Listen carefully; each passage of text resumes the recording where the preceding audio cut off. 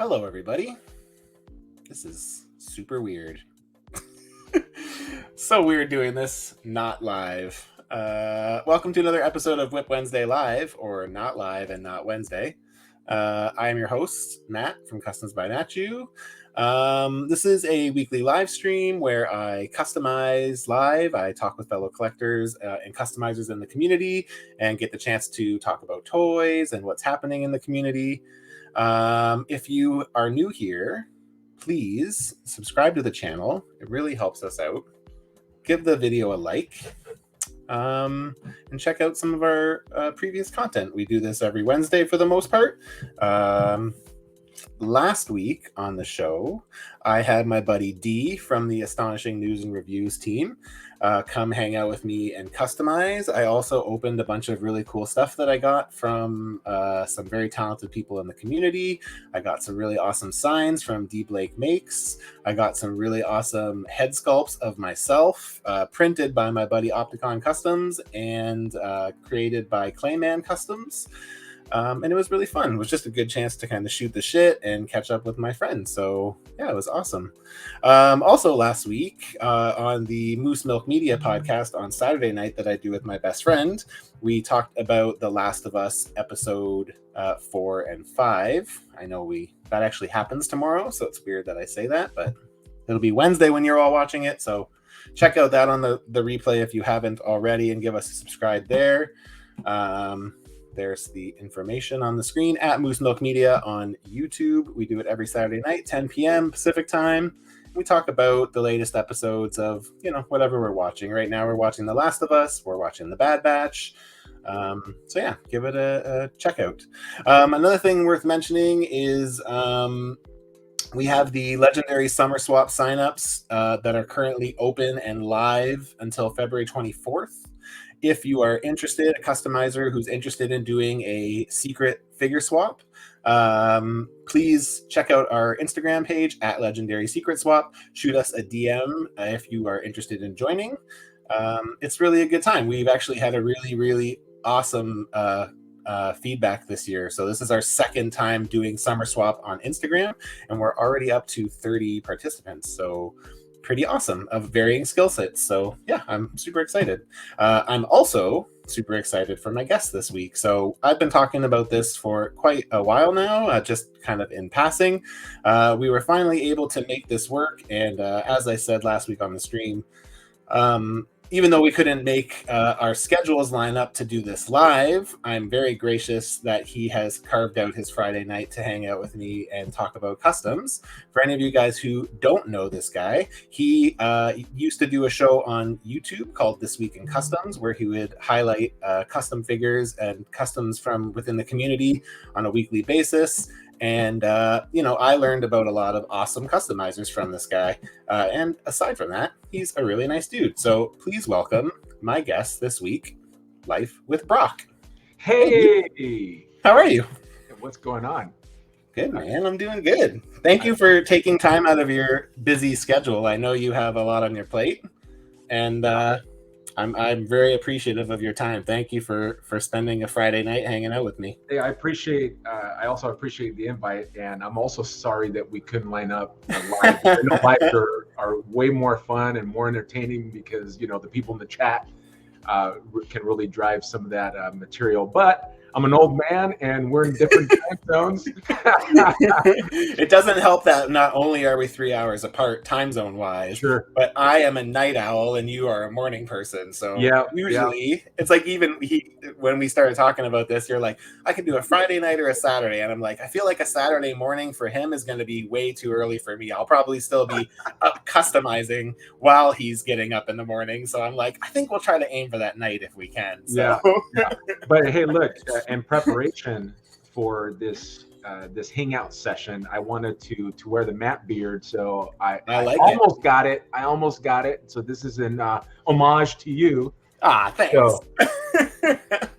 I love it. It looks good on you. Thank you. Thanks,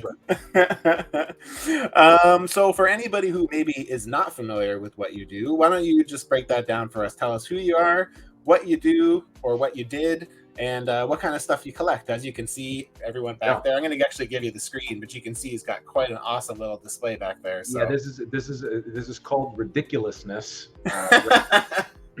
So what I guess I'm kind of a past tense has been customizer, but what it started. I wouldn't say that. Well, I mean, I literally have not done any customizing since the summer of 2020. That's the last time I actually picked up a brush, putty, anything, any paint. Matter of fact, my paint's probably been dried out. I even bought a machine to shake it up. Shake it up, yeah. Yeah.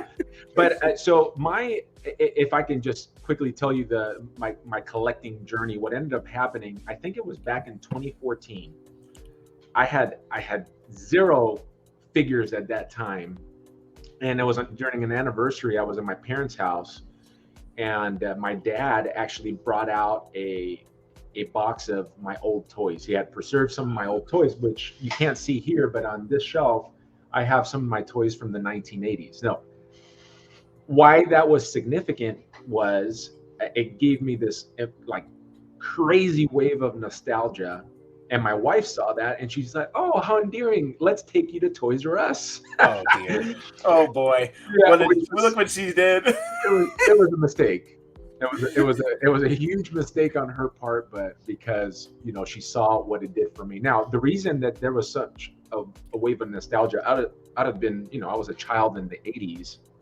And of course, the 80s is probably a lot of what's driving the toy market, the action figure market, etc. Now, you know, my dad had brought out, and so I'll just start running it down what I can see in the shelf. I had my Optimus Prime, my Starscream. So I was a big time Transformers. I had Transformers. I had He-Man. There's He-Man. I got some WWE wrestlers. I can see the Macho Man. I see. What's that character that just came out? NECA just came out, and it's a Dungeons and Dragon character. Oh, I know Dungeons and Dragon, but I know what you're talking about. Is that the one with the snake thing around? No, not the guy with the snake, but the blue helmet guy. And the knight. Yeah. I feel like it's with Warlord or something. I have that guy up there. The original one. The original one. Yeah, Very I have. Cool. I have Sidekill. I have some GoBots in here. What else do I have up there? But I have actually a Wolverine and a Spider-Man from the 1980s, like the 4.0 or 5.0. Yeah, the old Toy Biz ones. Yes, yeah. Those are great figures, man. Oh, they're beautiful. I even have a Smurf up there. I just saw a Smurf. That's great. But the reason that toys and actually toys and cartoons had a tremendous impact on me as a kid was because I wasn't born in this country. I wasn't born in the USA. I was born in Cuba, and in Cuba, in Cuba there are barely any toys. Cuba's a third world country. There's 2 channels. When I was there, I think there's probably still 2 channels, and one of the channels was government access, and the other one was like sports, baseball, boxing, etc. And there were no cartoons. And then to get toys, they were almost like rations. So once a year, and these are stories, of course, my parents are telling me because I came as a young boy. I think it was like 8. Okay. And so my parents every year they would get put in the lotto, and depending on where they came out in the lotto, and if they had some cash, they were able to purchase toys. And I think it was like 1 or 2 toys.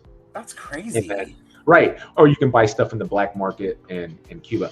So as you can imagine, leaving that country and then coming to the United States in the early 80s at prime time for that kind of stuff, right? Oh my gosh. So I ended up He-Man, G.I. Joe. I had a lot of He-Man too. Everything. It was Inspector Gadget. Like you name it, I consumed it. And Matt, the first time that I went into a Toys R Us, it was I almost guess I get goosebumps just thinking about it because it was overwhelming. Like, oh my gosh, there's so many toys. My parents couldn't afford it at that time. But even just to see it all in person, that was one of the things. Like to me, my memories of Toys R Us when I was young. Like I don't know, I'm not sure how old you are. I turned 39 this year, so like you know, I'm getting to 40, right? And like my Yep. memories of Toys R Us aren't of actually buying toys. It's of Right. going and looking through the aisles and seeing toys as high as I could Yeah. possibly look up. You know Yeah. what I mean? And Yeah. it's like that is my memory of Toys R Us from when I was a kid. It's not the toys that I bought, it's the toys that I saw. Yeah. And you know, being able to having to pick one and walk out with only one when it's like, I want that, I want that, I want this. Right. You Right. know? And it's, speaking of that, I'm trying to think. I think that my first toy out of this shelf, from my memory, what I can picture was my mom buying this Trailblazer truck. Trailblazer is that transforming car, Right. and I think that may have been the first toy that I at least that I have a memory of getting. I also have a memory of getting Optimus Prime. I think it was during Christmas, and being disappointed because Optimus Prime didn't look like the cartoon. Oh, he didn't? See, I'm not a Transformers guy, so I don't have a lot of knowledge about the Yeah, Transformers so stuff. for me, how I even stepped into it was because of Transformers, and then of course I loved comics as a kid. I read comics as a kid, and then as soon as I got in, it was like a slippery slope, and I fell head in. And I remember telling my wife, because I started collecting Transformers, and it got ridiculous pretty quick. As you can know, just by looking over your shoulder, how ridiculous it can get real quick, right? At both of our shoulders. Yep. And I remember looking in the toy aisle. I can't remember if it was a Walmart or a Target, and then looking at the Marvel Legends. And it was the MCU Captain America. I think I saw it because I love Captain America. Like from the Hasbro line, like from the more recent, like the recent line, the current run. Correct. I think it was like the Mandroid wave that was out, or it was just out. But I have a fuzzy memory because I don't remember if that was in 2014. It was around 2014. Yes, I got back in. I mean, I always collected toys when I was a kid, but I kind of got out of it when I was doing the band thing for 7 years. And I got back into it around the exact same time. I got into it at that time. That wave you're speaking of, that Mandroid thing or whatever wave, I got into the Spider-Man side of things. So that was the Ultimate Green Goblin wave, which was right about the same time. That was yep. And I think, as a matter of fact, I had the Ultimate Green Goblin. I remember having that figure. But I remember telling my wife, "Hey, honey, don't worry. I'm not Legends." 800 figures later. Yeah, really. But so that's kind of the genesis of that aspect of it, of the collecting piece. But then getting into the social media piece, I remember I started watching people doing toy hunts, and as I would watch these I was fascinated. And I don't know if you ever saw any toy hunts on YouTube, but I've seen some. Yeah, I've seen some. Like I used to watch the Rocco the Great guy or whatever his name is. I've seen some of his, and they're pretty fun. I mean, the thing is a lot of that is you really need to have the personality for it. Like you need to be entertaining. It's like, there's certain people who like do it, and I'm just like, whatever. But there's certain people who just have like the charisma, the enthusiasm, and like that's what draws me in more than anything, right? So, and it was I worked a job that had a lot of pressures, so I used it it really was like an outlet, a creative outlet. And I didn't even want to put my face on camera. My children, though, as they watched me watch these YouTubers, right, the toy hunting genre that was out there, they go, "Daddy," my children are in their late teens already, but when they were little, they were saying, "Daddy, you should totally do it. I think you'd be good at it." So they actually talked me into it, and that's awesome. So when I started at YouTube, I actually would do toy hunts when I have 3 daughters, so I would take them on daddy-daughter dates. So on Saturdays, that was on one of my days off, I would take them to breakfast, and they would go toy hunting with me, and I would film it. And so that became a creative outlet there. And that's then really cool. And it was really fun with them, and so I almost have like a collection of family videos. Time with them, yeah, absolutely, all documented. it was neat. And then, as you know, when I did that, I was on some Facebook groups, and as you know, you take a deep dive into collecting and all the different avenues. Then I started meeting some people, and even some of the people that I would watch, like Transformers reviewers, like T-Man 978. He's still doing it like full time. He does toy hunts, and he's primarily known for his Transformers review, which is how I met him. And then some other guys like Dog and a Plastic Addict, a guy named Tech Chucker who does dioramas. He actually has he calls his show This Week in Dioramas. Okay. He's not paying me any royalties, but he did ask my like he needed my blessing, but he at that time. So there was a group of us that we just met, and we've been in the chat for years now. And as you know, you meet people in this community, and I've met other, like, there's some other cool people that I still I'm in contact with. But that outlet, that was just another creative outlet, and it was a good release for me. Now, when it transferred to the customs, this is kind of a every time I tell this story, it kind of like, you know, there's a certain like, oh man, I'm in my late 40s, okay, and I have this. I started collecting when I was in my 30s, and you know, there's still a certain aspect. It's like, oh, and I know it's a little bit more accepted now and whatever, but when I'm telling you this story, you'll see what I mean. So when I started collecting these plastic Transformers, I didn't initially start collecting. You know, I have some of the nicer Transformers now, but the Hasbro version of the Transformers, you know, that they lack paint, or it's typically they have the sculpt there, kind of like Marvel Legends. They have I mean, the sculptors are amazing. They do a great job in the sculpt, but because it's a $20 or $25 it's budget. It's the budget. They don't have, you know, the best of paint apps. So of course I was like, hey mom, because my mom is a pretty like talented artist. She's always, you know, very crafty, and she's able to paint almost not like Thomas Kincaid quality stuff, but like she's just really good with painting. So I'm like, hey mom, can you paint my toy?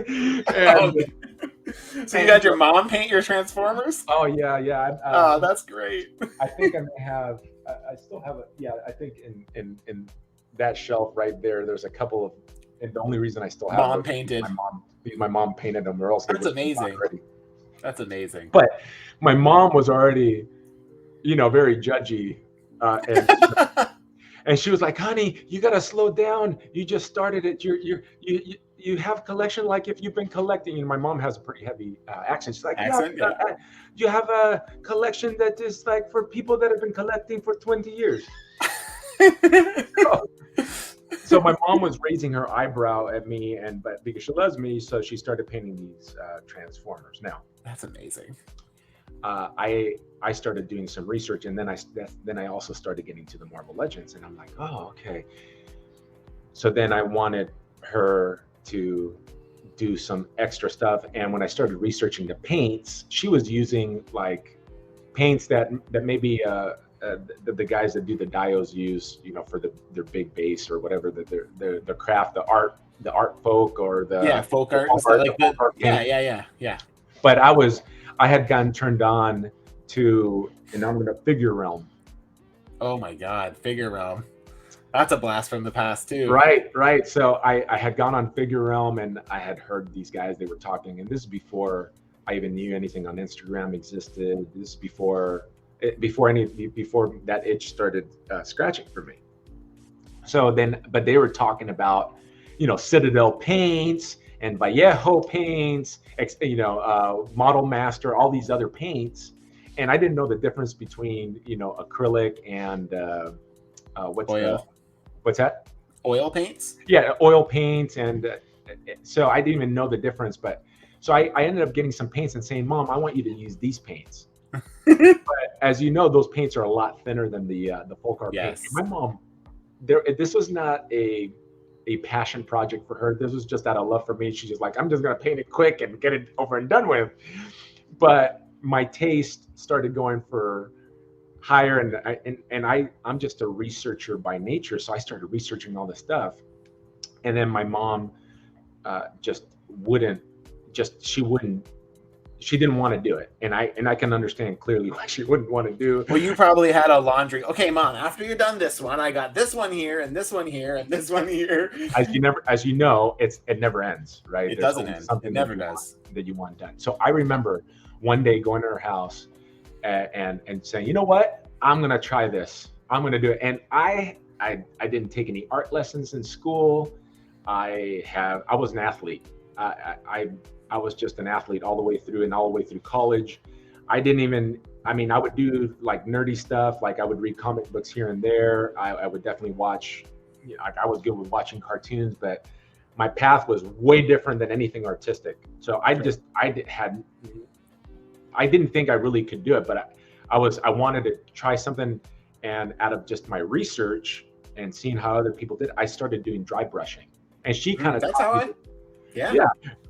And that's how I started. Like I dry brushed, and I'm trying to remember what figure it was. And I think it was Anti-Venom.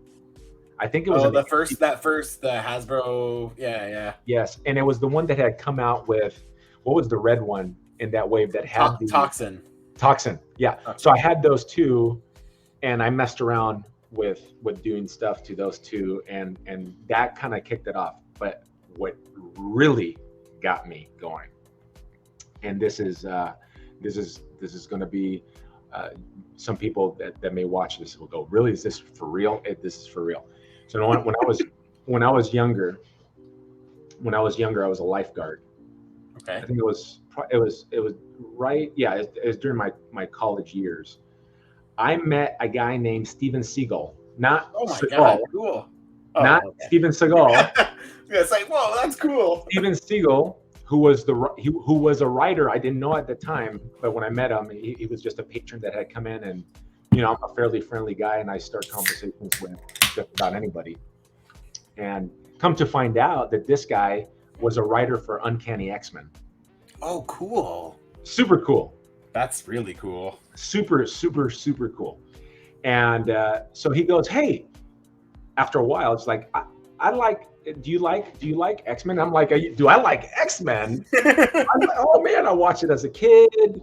Oh man, I read the comic. Oh yeah, I love Jim Lee. So I started talking all this stuff because I got really into comics in my high school years in the early 90s. And Jim Lee, that's when Jim Lee and Todd McFarlane and all those guys, Mark Silvestri, they had all left Marvel and started up Image. Yeah. And so that was the height, and how cool those comics spawned, and like the colors and how the pages were really cool. It's the best art. In my opinion, it's still. I mean, I think it's because that's what I got into. But it is my favorite. They're not my favorite stories, but they're definitely my favorite art. The stories are whack. Yeah, some of them are. Yeah. You know why we like them. I mean, if you look back at those, if you look at the ladies in the comics, all the Psylocke, teenagers, all the boys. I was into. I did read comics, but I never had like a readily available source of comics. Like even the places that I bought comics from in my hometown, like you would go and you'd pick it up, and then you'd go back the month later and they didn't have it. So you would be missing like episodes or issues at a time. So like the majority of my love for comic books actually came from trading cards and the Marvel handbooks, the old paper ones, the ones even before like colored pictures. Like they would, the pages would have images, but they would be black and white, not colored. Sure. And that's where like my love for comic books really came from. Like I did get into some comics, but like there was, I think probably like Age of Apocalypse is probably one of the ones that I was able to get pretty regularly. So I kind of went through that. But yeah, most of my love came from the trading cards. And like you're saying, like I remember my room had like Psylocke cards and Rogue cards like hanging up on my little cork boards, right? And it's just it's great marketing, smart. Totally. I mean, those comics, I think, were there like $1.95 or $2? I can't remember. It was expensive. It was like, oh man. And I think I was like 15 at the time, and going to my local comic book shop. And I was like I said, I was an athlete. I was a baseball player. So in between practices, I would go to the comic book shop and read it. And then when I made college, when I was in the college, that was like having a job, and I did not have time for my nerd stuff, and that nerd stuff got put up until the timeline that I told you. So I met Steven Seagal. I think it's pronounced. I don't think it's pronounced Seagal. He was a really nice guy, and he tells me, hey, I'm going to put you. I'd like to put you in this comic, and for those that don't know, Brock isn't my real name. This is my name. My name. I didn't actually know that. Right. So, and the reason I did that is because I didn't want, like I said, I was out there filming stuff with my kids. I just didn't want to. I mean, I was already I was going to be fully exposed out there, but I didn't want. I wanted to keep some, some level of personal. Privacy. Yeah, for sure. Yeah. For sure. Because your real name is Steven Seagal. Hey, maybe that's me. So he actually ends up putting me in the comic, and I'm a character in the Marvel 616. So, oh my God, what?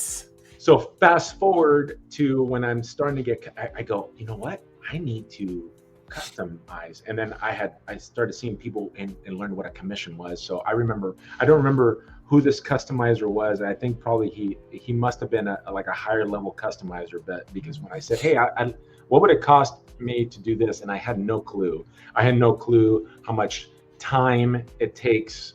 And this is things that I try to bring out when I did the show, like how much time it takes to do a custom, and not only how much time it takes to do a custom, but how much work up into that. Like, hey, how long did this one custom take you to do? Well, how many years have you been customizing? 10 years? Well, it took me 10 years to do this custom, right? To be able to get it to that's 10 years of experience in that, right? Of rights and wrongs and learning lessons the hard way. Right. So when this guy came back with the price, I was like, I am not gonna pay that. I can't remember the amount, but I at that time had not spent more than $20 for anything. Yeah. So I didn't really know. I was like, I'm not gonna pay that amount for something. I'm gonna learn to do it myself, and I'm gonna make a custom. So when I started developing my customizing skill, which is like very, very low anyway, I started this custom, and it's been years since I can't remember. I'd have to go look to see when I did my first official custom, but I remember I started that pretty recent there, and I still haven't finished that custom. I still haven't finished it. It's still a whip. So, but that's how I got into customizing, because I needed to get to a certain level to be able to accomplish what you wanted to get done, like what I wanted to do, to do. It's crazy how fast time just disappears, man. Like, even when I think about like these swaps that we do, like, like I've done, like, I'm sure New Collector Customs. He does a lot of so like me and him have been doing one-on-one swaps with each other. This is our 8th year doing it. Wow. 8 years. How long have you been doing custom? So I think this is 9 years officially. Wow. Mm-hmm. It's crazy, dude. So how did you get into doing customs? I got into it, like, I mean, like, I it's not like I didn't dabble when I was younger. I wouldn't say I wouldn't, like, like you brought up dry brushing. That's really, I guess, technically where I started. I still collect, like, like, I've amassed those WWE figures in the last 6 months. Like, I was like, I'm going to take it slow. And clearly that's working really well. Really slow. Real slow. But like when I used to collect the old Jakks Pacific toys, I used to like do head swabs, and I would dry brush the hair to make it look more realistic, and some of the muscles to like make them kind of look more like defined and stuff like that. But I would say, like, with the current stuff, like, I loved what Hasbro was putting. Like, as much as I thought the Toy Biz selection was really cool, like what they had to offer, like from the Marvel Legends line, I didn't like how they looked. Like, I thought they looked really gangly, and like I didn't love the ball jointed hips. Like, there were certain elements that I just didn't like. So when Hasbro kind of updated those base bodies and started using like the Bucky cap and the MCU stuff, I loved how they looked, but I had no attachment to those characters. So I was like, I'd really love to have X-Men, because X-Men is my jam, right? Like, that's really where all my love is. And so what I ended up doing was I got to a point where like I was collecting Spider-Man, I was collecting MCU, and I wanted X-Men. But at the time, X-Men was kind of like a no-no for Marvel, right? They weren't promoting it. They were pushing Inhumans and anything else they could do to not put X-Men up front. So I was like, I'm just going to start making X-Men because that's what I really want to make. So I would kind of take pieces from the old Toy Biz Marvel Legends and mix them in with the Hasbro ones. And Nice. that's really like what kicked it off. So Do like you- I still do you- have tons of them. So Do you have like an art background? Or are you kind of self-taught? I come from a okay, so like not like drawing or painting. I used to draw when I was younger, but like never like anything to be proud of, really. Like maybe a couple pieces, but definitely would never consider myself an artist. But like I come from a family of very art like folk. Like my dad was a woodworker, so like you know, lots of like dressers and mailboxes and birdhouses, and you know, I would help him. You know, he would pay me like, you know, $5 an hour or something to like, you know, paint his birdhouses with stencils and shit. So I mean, I guess to a certain degree there was some experience with paint and painting. Yeah, you got your hands dirty at a young age.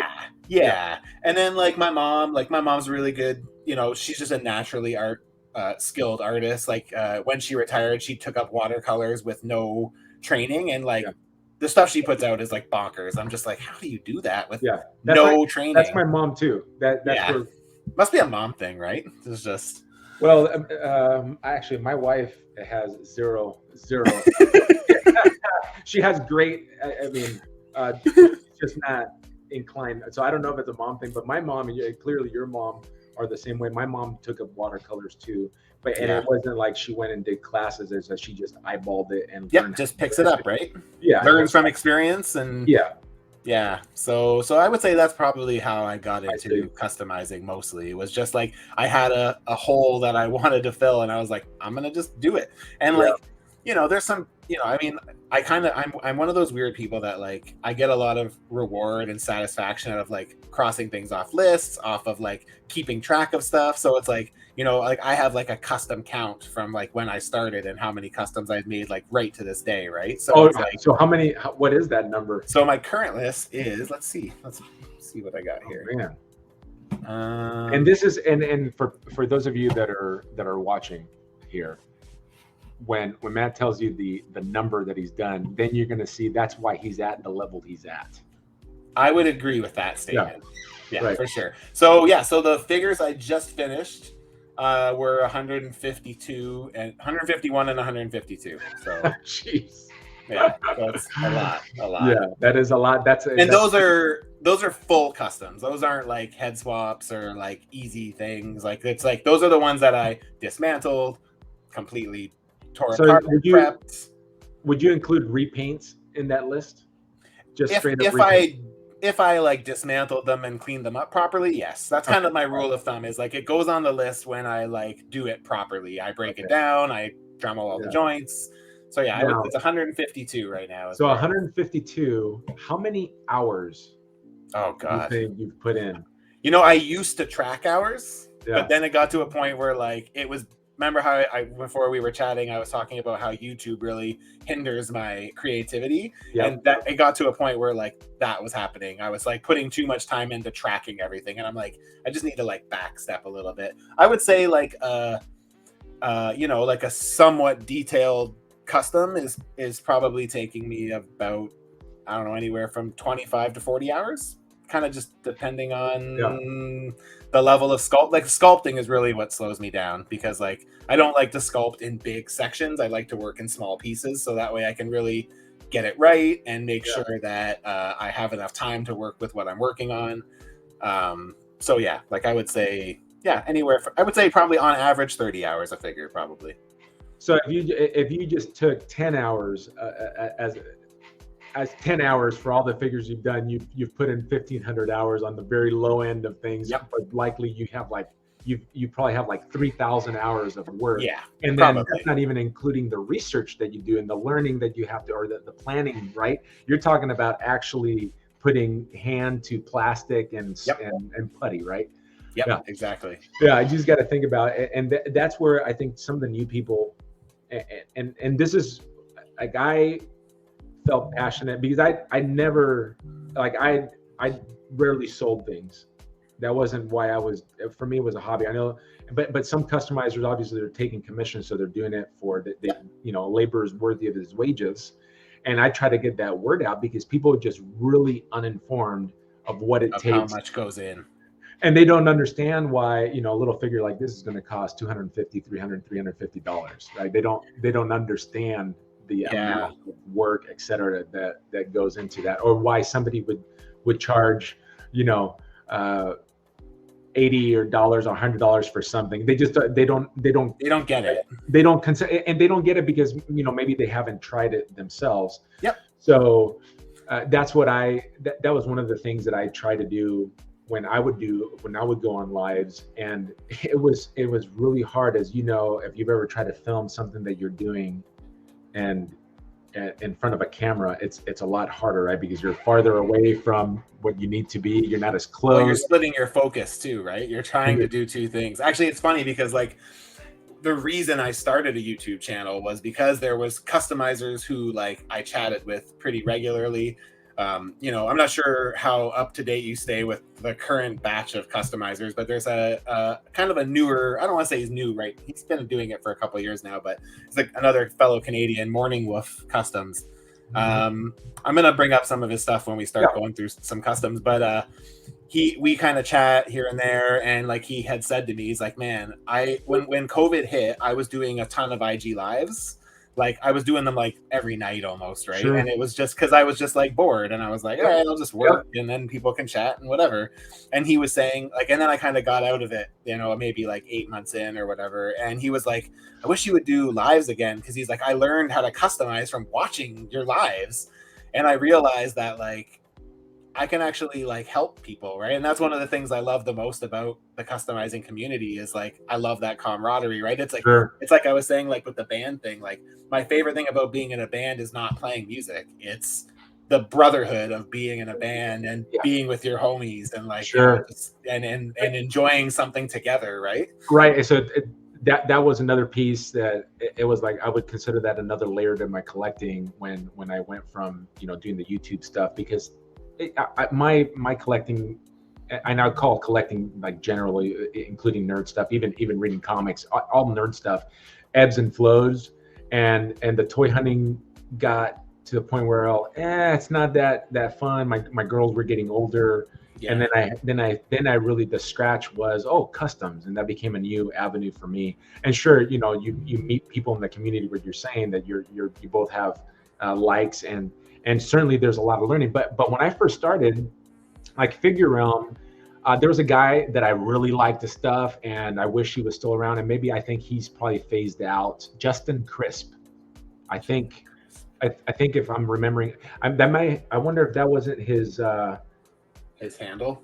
Well, I think he had. I wonder if I can find him on Instagram real quick. But I remember seeing him in Figure Realm, and actually the first custom that I did, and hopefully I can tie up my whole incoherent thought here, but one of the first customs that I did was my fat Wolverine. It was like an I remember that. I mean, it's I think looking back, it's pretty darn good for like really not knowing anything and all the different. I gotta tell you, you are underselling your abilities. I know what you're saying, and I get that you are saying I get what you're putting down, but you are definitely underselling your abilities. I disagree with you, but we can talk about that's the artist. That's the artist in you. I disagree with everyone who tells me I do a good job. So, but I'm also a realist. I'm a realist, and I know where my level is, and it's probably way decreased since the last time I picked up anything was in 2020. It was a long time ago. But Justin Crisp, and golly, what was his name? I think that may be. All right, now I'm sorry, I'm going to have to do this. Let me look it up. Let me see if I can find him. Let me see if I can find him on Justin Crisp. I think that was his Toy Cooker. That's what it was. Toy Cooker Customs. I wonder if I know that person. I know a lot of them from the Fwoosh, right? Like the Foosh forums or whatever, there was a lot of customizing going on the Foosh forum. So like So I that's tried where to. I learned. Oh, Really. you did? Okay. So Yeah. I tried to. I think I was just not smart enough to navigate the Foosh forums, because I did try to go on there, and I never connected there. I think I was probably in the wrong area. But I am following him, so yeah, I do. you Now are that I see it, I recognize it. Justin Crisp. That's how I found Yep. him. So he. I saw him first. So he was the one that first caught my eye. I just liked this style on Figure Realm. So actually, I reached out because I wanted to try. He had done an Olivetti styled Wolverine, and I saw the parts. I didn't use the same parts, and I hacked different things that I just had no business hacking it apart. I was not at the skill of breaking apart figures or connecting figures or even using putty. That's a hard thing to start with.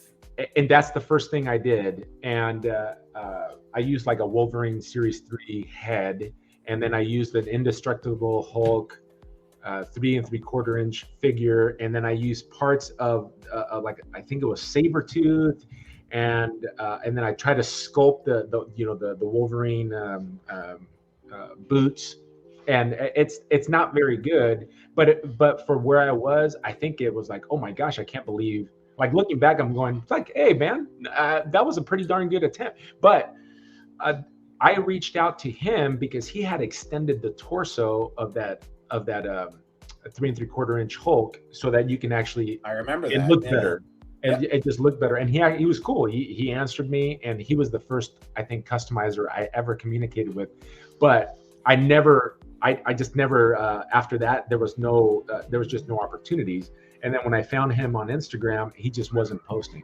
And I think Right, he had yeah. probably just. It looks like he kept his posting pretty minimum. So, like on Instagram, I mean, that obviously came after the fact, right? Like, you know, a lot of those guys who are doing it, like, I don't know if you remember one of the guys that I really loved when I started that isn't really super active anymore is, I mean, there's the inspirational, like, I don't. Do you remember Craig Warwick? Oh, of course, yeah, Craig Warwick. So Warwick is literally my inspiration. Like him and Glenn Webb are why Glenn Webb are a big part of why I customize. Right? It's just like, and like, you know, they were always so inspirational in the sense that being like, you can do this too. This is how you do it. Like, and you know, so like I love that about them. The problem though, Matt, is like when you watch Craig do any of his stuff, he is just so. First of all, talk about like creativity. Yeah. Like I like you're saying I'm understanding. Like I'm good at like maybe like getting and maybe I've had some ideas to do some things, but not like Craig. Craig's like an artist. Like he takes it to a different level because he's not only good. Yeah, he's not only good with paint and sculpt, but he's great like engineering. Like yes, he can break something down and put it back together like better. And it's just that's the kind of stuff where it's like when I'm looking for a way to do something, I just need to be inspired. I'll go and watch one of his crazy build videos, right? And it's just like they're bonkers. And he'll do like live sessions too. And I've watched Craig for years now because I'm a tremendous fan of what he does, and he was one of the first guys. Like Glenn Webb really is probably the OG of OGs when it comes to that, as far as like making it available to everybody else, and even showing how-to videos, right? Yep.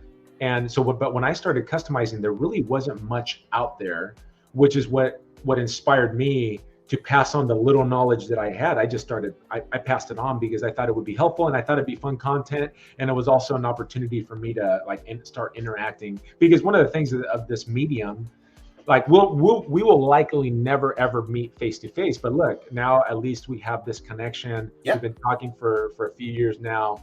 And so we have this connection in a hobby that we share. So that was for me. But so I was like, man, so Craig Warwick, Masterpiece Customs. He's like, he is talking about another super high level. And let me make sure I got his name right. Let me see. That's not the right person. I think. Is it Chris Serta? Yeah, Chris Serta, right. So that's his name is Masterpiece Custom. I think it's FKN Masterpiece is his Instagram name. Now, so Chris, he would do lives on Facebook. I remember that. Yeah. He's great. He just disappeared though.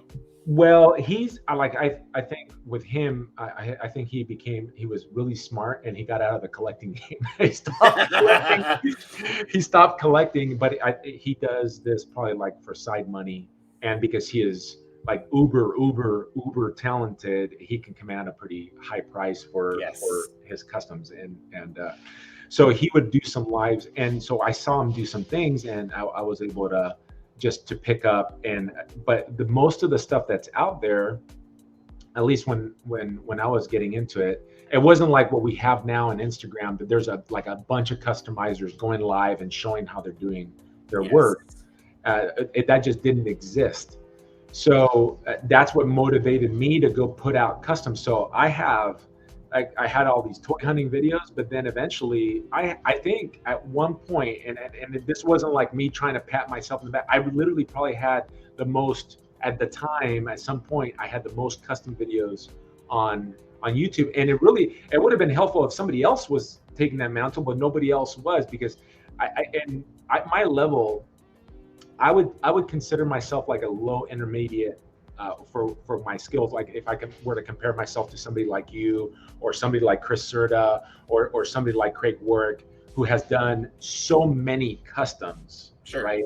I don't know how many customs I've done, maybe 20, 30, Yeah. maybe. I don't even know if that many. I don't think I have that many. Because when I would customize, I would do it on my off times, or when I had extended periods off from work, is when I really was able to apply this stuff. It's a But time suck, so you got to have the it time. is. But it was a great outlet, and there really, at that time, like I said, there wasn't that many people out on YouTube. Now you can go to YouTube. There's a lot of people that are putting their material out there. There's a lot of, especially on Instagram. Instagram's Instagram great is like for it. the perfect Yep. place for people To that showcase that to stuff. Yeah. showcase their work. Yeah. Finished work in progress. You can watch it like a story and Oh, see it develop, right? and that's actually that's how the show This Week in Customs got started, because I found myself on Instagram just looking through these customs and like, oh man, that's awesome, or like, oh, I like to try to do that, and oh, I like, and the next thing I knew, I had this huge list of customs that I wanted to do, and I still have. Back there somewhere, I have a box of a bunch of I think probably have like 30 or 40 customs that I Like that you've started, pieced together. Yeah. that I have all the stuff for. I just have to go, and stuff that I started, just, you know, Oh, I I know literally, that story. yeah, you know it better than I do. But so Yeah. when I started doing that on Instagram, was when I got, you know what? This may be a cool show, because I like being on Instagram looking at customs. Why don't I just Showcase. like let me pick a lineup? And so I just went for it one day. I was like, okay, cool. I already know how to do like a little minimal Video editing. stuff. Yeah, yeah. And so that's how, because I really saw Instagram as a good place to showcase. But then I would take the material there and put it on YouTube for Yeah. YouTube content, because at that point I was trying to build my YouTube channel to the point where, hey, it'd be nice to start making some money Hell yeah. from, the time and as you know, you don't make that much money. I mean, in fairness, my YouTube channel has been a extremely slow burn. So Yeah. so yeah, I can relate to that for sure. Well, for somebody like you, though, that sells customs, it's a good like a good marketing for your work that would draw people to, and other customizers the same way. People that do customs or commissions, it's a good outlet. But for me, it was like, okay, I'm putting out content. Yes. Like I have trouble selling my things, because what takes you 20 hours to do would likely take somebody at my skill level, 3 times that amount. Sure. And it wouldn't even come out as good, right? And then the hard part is like, how do you put a price on that that's fair to the time that you put in? Awesome. But I mean, in fairness though, dude, like what I charge, like I'm very open. Like, like I actually did an episode one week here where I basically like walked through the commission process, and I actually talked about my pricing. I know a lot of customizers don't like to do that, but like I openly, I openly talk about the price that I charge for customs, and like no matter how you price it, you never are going to get all that you put into it back. You No, can't, like, no, because there's so much that goes into it. And it's sure. just between the thought, between the prep, between everything, like there's just no way to put an appropriate dollar value on it. Even if you put like an hourly figure to that, you know, I have a big boy job that pays me a big boy salary. Yep. I couldn't put what I make an hour into a custom, because Same then here. that, like seriously, who's gonna like if That we will were be talking about that- $4,000, please. Yeah, come on, man.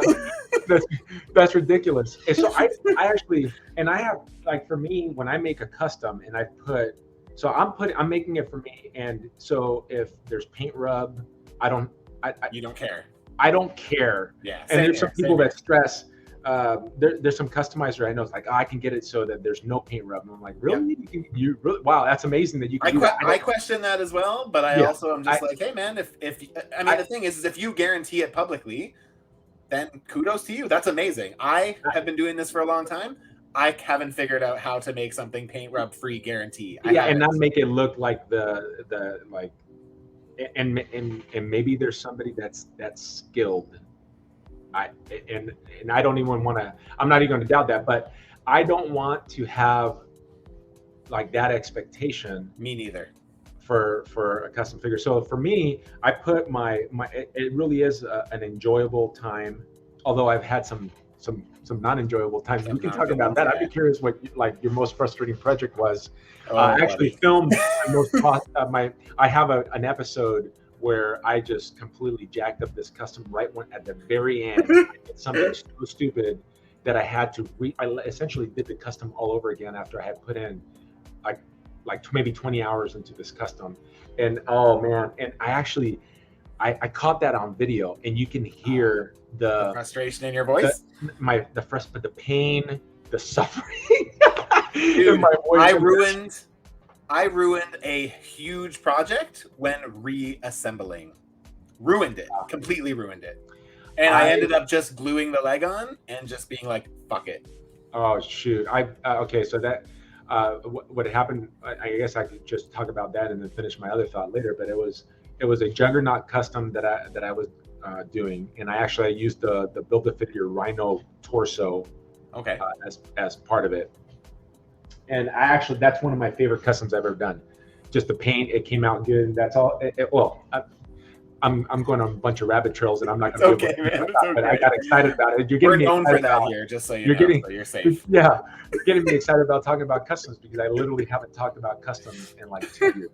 Okay, that's crazy. So when I was done with this, and I had gotten the paint and everything, and then I'm like, man, this torso is really loose. If you remember that Rhino bath, yeah, it missed that one snap. And it would always kind of hunch forward, right? It was just floppy, and it was terrible. Well, what this dumbass did, I go, you know what? You know how I'm going to do this? I'm going to super glue in it. That's how I ruined. I'm sorry, not talking about. No, it wasn't super glue. Oh, it was hot glue. I'm going, you know what? I'm going to put hot glue in there, and I started putting it in through the joint, and then it was like I moved it. It's like, okay, cool. Well, the glue hadn't cooled off. So when the glue cooled off, essentially that torso couldn't move. It was just like a statue. Like a block, A block.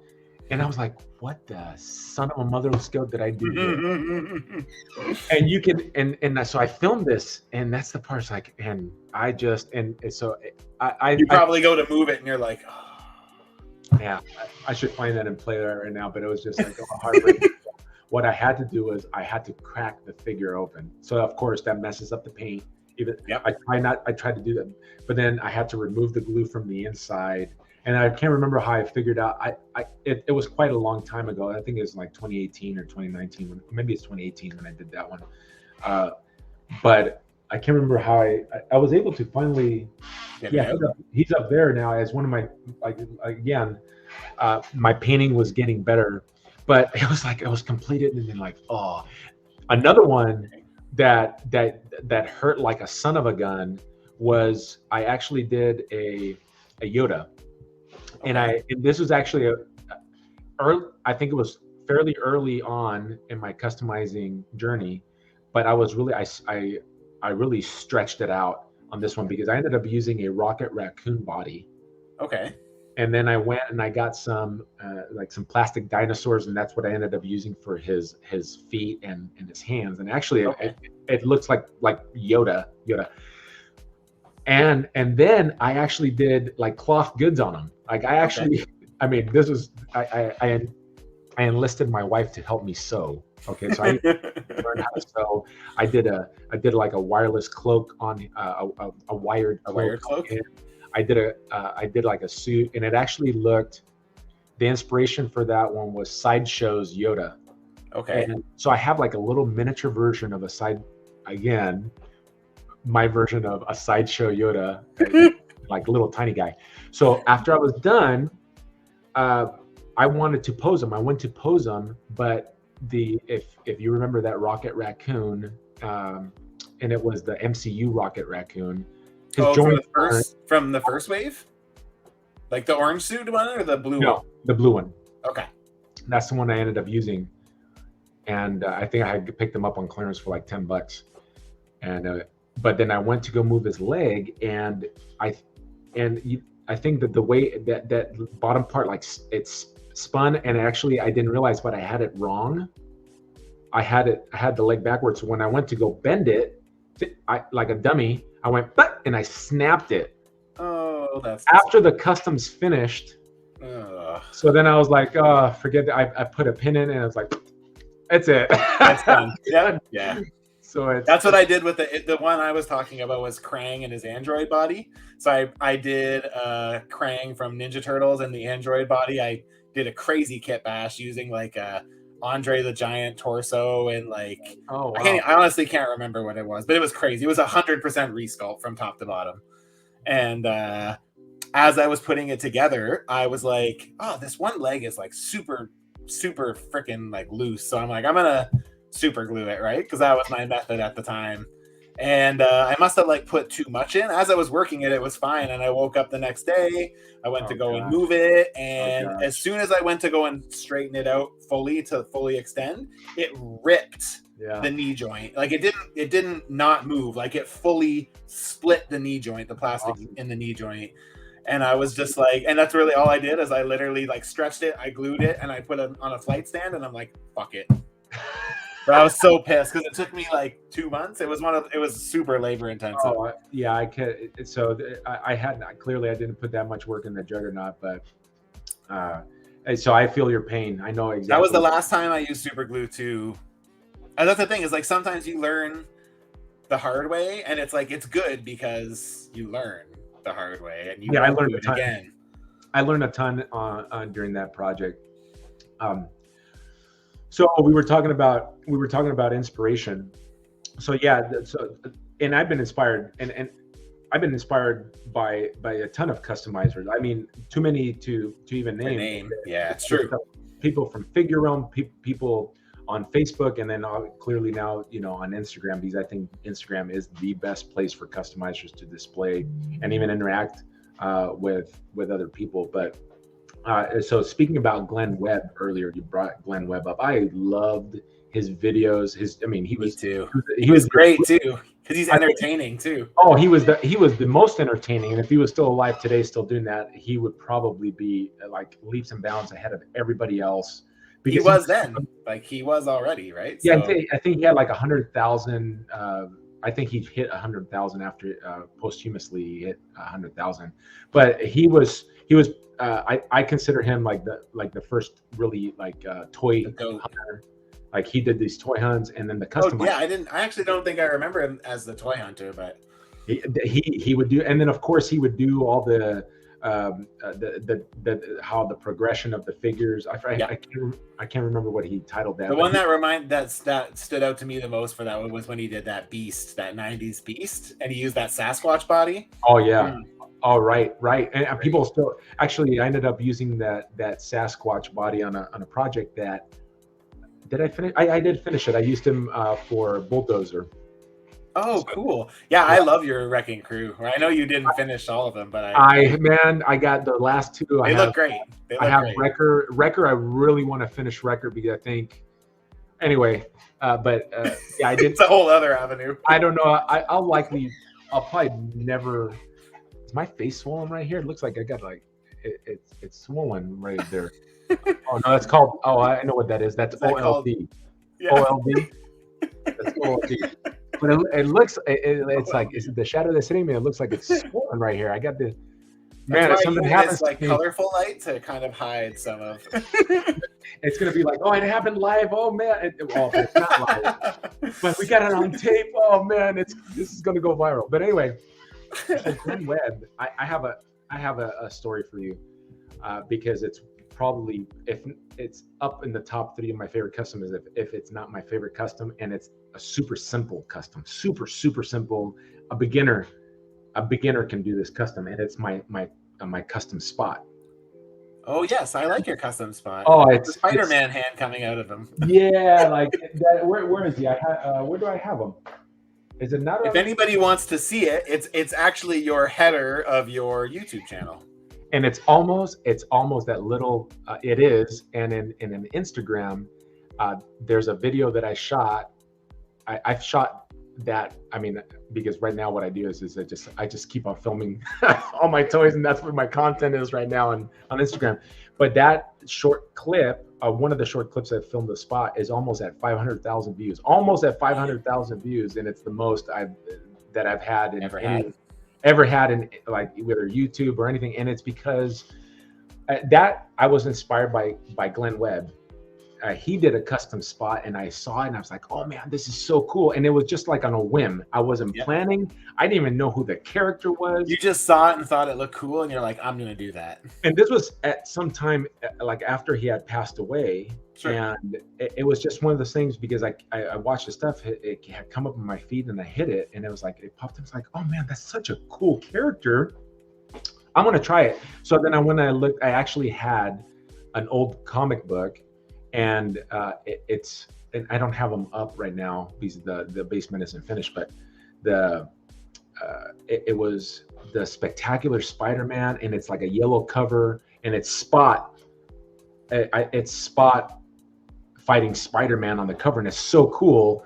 And so I started doing research on it, and then I think I may have done that custom in one evening. It was, I'm telling you, it was not a very difficult. Yeah, it's not super. Yeah, well, I mean, there's not a lot to him, but it's just. It's not. The thing is like it's one of those customs where like I haven't done a spot because I'm waiting for Hasbro to do it, because I feel like they're going to. It's just going to be. They're going to. I think and I think it may be coming out this year.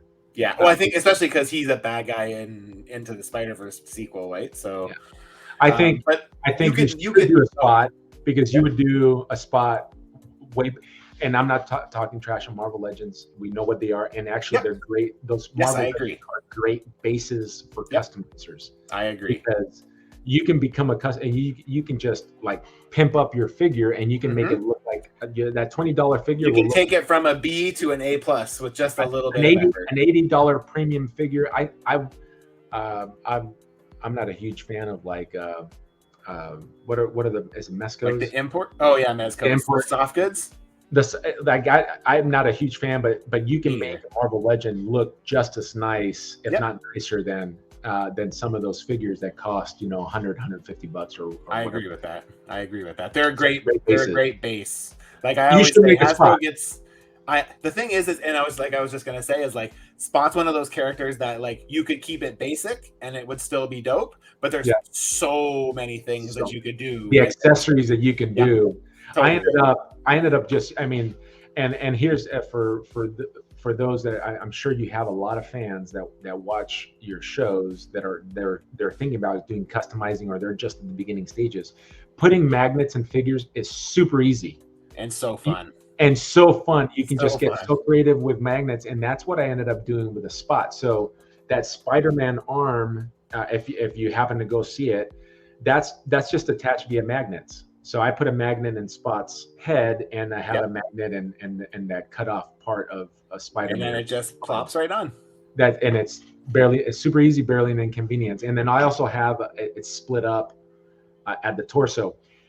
But if you end up doing the splitting up of the torso, a little bit of advice: make sure your magnet's strong enough, because the magnet that I use is not like super hard, like super strong. So when you pick him up by his upper, he leaves his bottom behind. I can do it. I can pick it up, but it's not strong enough. Yeah. But so what I did was, when I initially did, I ended up cutting out some tin and I had painted it black, and then I had made this. And again, actually, my wife helped me do this. We did like a poster board with all these tin on it, and we glued it. And then you could just put them on at the And waist, right? Right, and it looks really good. Matter of fact, I took a photograph, and it was just, and I initially just took the photograph to put it as a thumbnail on my YouTube, and I put it on the ACBA page, and it got a lot of, and if you know anything about ACBA, they have so many rules. Yep. But that picture actually got noticed in the ACBA group, and I'm not an ACBA guy at all, and it was just simply because it, like you said, the character is so interesting. These portals that he has, it's actually, it's so simple but so cool. If you're a customizer, go try that. Like brand new customizer, go give it a whirl, because all you're doing is, if you have I would recommend you having a Dremel, and for sure, a little bit of a heat gun or a hair dryer or whatever you use, boiling water to cut through your figures. Be safe. Yeah. But start putting it on, and then the worst that's going to happen to you is you're going to get a bunch of super glue on your hand when you start putting in the magnet. Magnets are great. Like, and the thing is like, you can use them for so many things. One time I did a long shot figure, and I wanted to have an eye flare that was removable.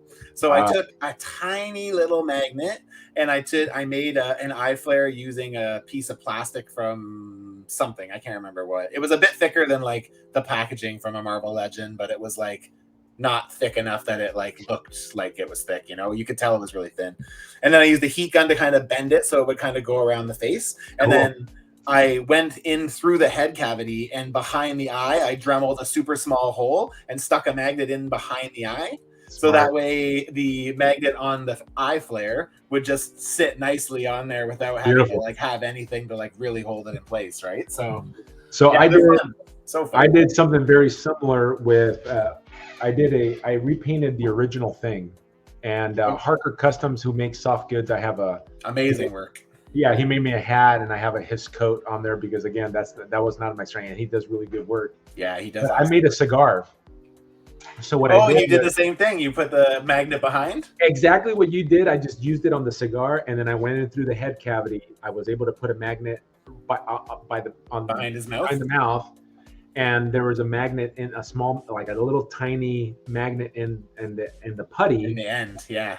And then all I did was I took some of that, what's the material called that you use to stuff pillows with? Like fluff, like cotton. Like it's just cotton fluff. It's not cotton, because this other filling it's a little bit more. It's got a little bit more of a shine to it, and I just like the way that the smoke. So I just glued the little smoke on there. And right now on my shelf, I'm looking at him right now. It actually looks like he's smoking a cigar. You can't see it. You just have to.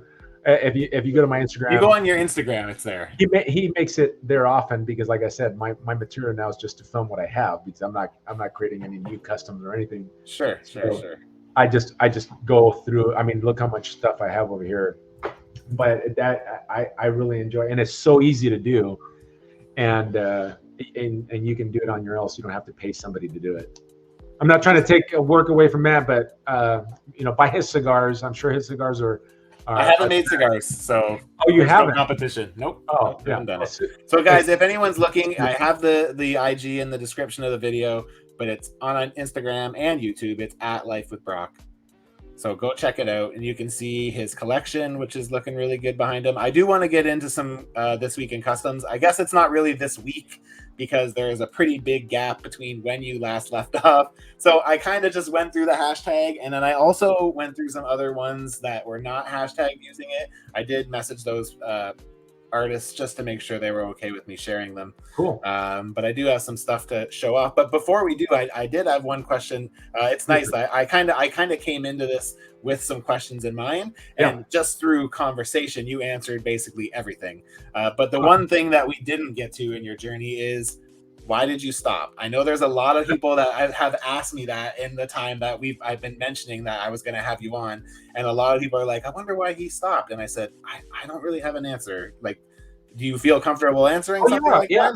There was nothing that really drove, other than, so where I was at, I was in between jobs. and we were looking. So we used to live in California. We were looking to move out of California. So I was in the process of, selling my home, looking for a job, and then in between there, when we had some issues when we were selling our home that I won't get into, but it had to do with a lie. Somebody was lying. The guy that was Love that. the real estate guy, and it was happening during COVID. So there were so many variables that were happening. So if you followed me at any time or you ran into my stuff, at some point in time, I was going live, and I was living in my parents' house, my family, and at the time we had 3 dogs. So all of us and our dogs were at my parents' house, and what was supposed to be like maybe a month ended up being like 5 months. So it was crazy. So as an outlet, I was going out there, and out there, I mean, I was in my parents' backyard because I didn't want to do this custom. My parents' house, it wasn't my house, and you know how messy customs can be. So yeah, they were good with me doing customs on at their patio table. So I used to have a line where I would say, hello, welcome to Life with Brock, and we're coming to you from my workbench, aka the kitchen table. I would say something like that. So then it became all like I was going live from my parents' patio table where I was customizing. And it was during the summer of 2020. And I was in SoCal, Southern California, and it's hot as a mug out there. It's like there was days that was 110, 112. Yeah, and I can only customize during certain times. It was either customizing early in the morning or when the sun went down. Sure. Because to customize during the day, it just became very impractical for, using acrylic paints. Yep. And then drying out right away. Yeah, the tip would dry out, as you know, if you're using an airbrush, and it was miserably hot out there, and it was just not the best place. And then also, as bright as it was really hard to customize. It's not the nice soft white or the white light. It's like hard light, right? It was super harsh. Yeah. So I couldn't even tell, like, if I was painting something, for instance, I couldn't tell the layers of paint and how they were contrasting because it was so bright. So lighting is critical when it comes. I always tell people, when you're customizing, invest in a good overhead light. It's 100%. 100%. And then as you get older, and I am older, so your eyes just my near sight is actually not too bad, but when you're getting into the fine details, like you're having to paint an eyeball, you need I need magnification because my eyes can't focus. There you go. There you go. And that's exactly what you need. You need something like 10 times, 15 times, 25 times magnification. Because if you look at some of these guys that they're like, when you have an up close shot of a 6-inch figure of a face. Yeah. And they have like this realistic look to the eyes. There's a guy that I do follow, and I'm forgetting his name. I think it's Justin something. J Customs or JMC. Amazing. I know who you're talking about. It's JCM, or I chat with him from time to time. He's incredible. Like, I don't know how he does that. Like, I consider myself I don't consider myself a top tier customizer. I consider myself pretty good at specific things. Last year and the year before, my focus point was faces and trying to get my ladies looking beautiful rather than just looking like they're there. Right. And so you have to learn how to apply makeup. Essentially, yes. Yeah. Which that's why like Christina Conan is already so great at doing those female faces, because she's used to applying it to herself, Totally. So but he does like amazing work. So if you look at his up and there's others that if I look through the list of people I follow, Face Customs is another one that Face is incredible, dude. Incredible. So like when you look at, and it's such a tiny piece, you need that magnification.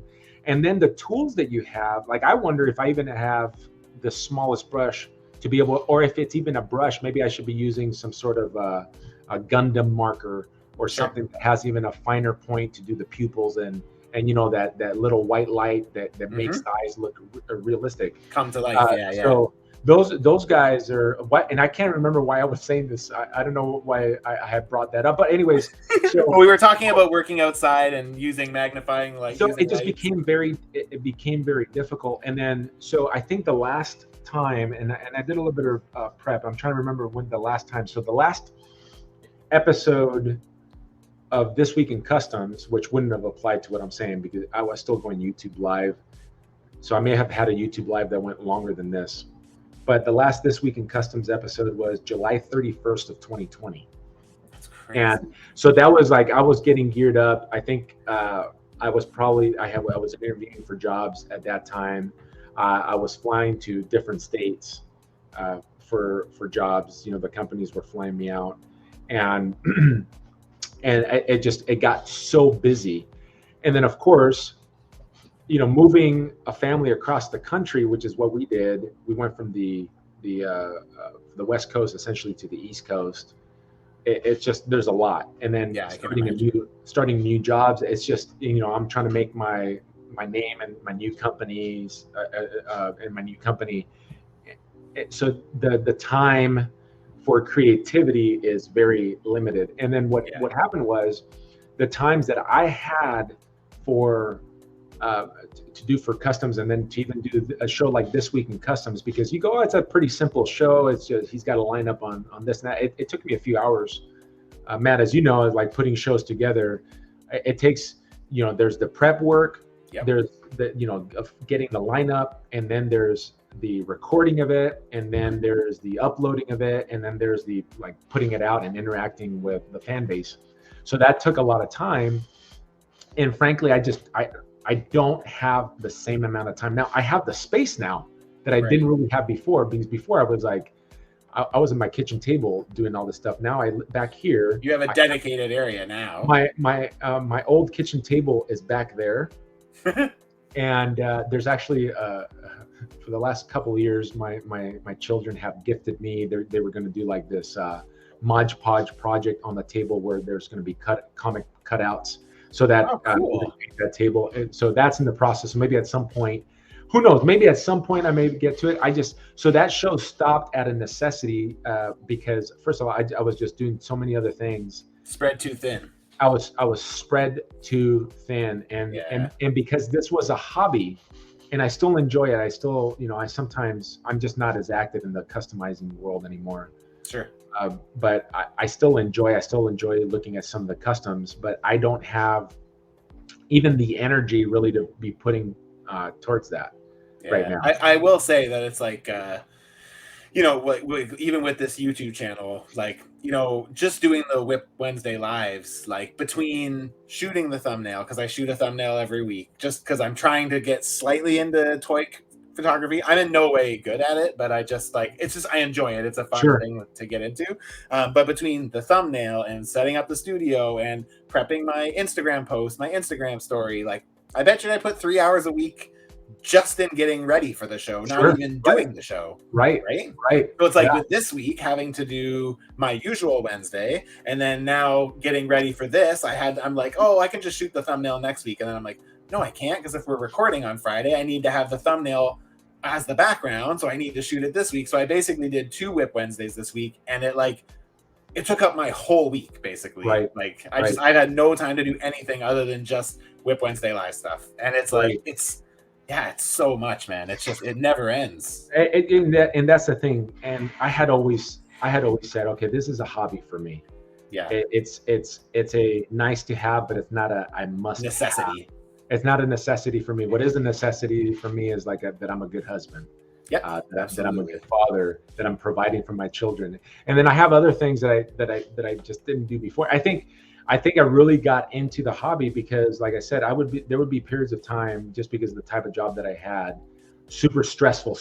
Then there would be periods of time that I would have that I would be able to dedicate, and there would be an outlet, and I needed an outlet. Now, where I'm at in life right now, I have a much different job. It's the stress is not the same. Sure. So my need for this artistic outlet is not that now. But here's what's happening. Talking to you right now, Matt, is that we're talking about customs. I'm like, oh man, I do need to finish that Wrecking Crew. I really want to do. And actually, you know what I really want to do? I recently came across, and I don't remember how I did this. Oh, I know what ends up happening.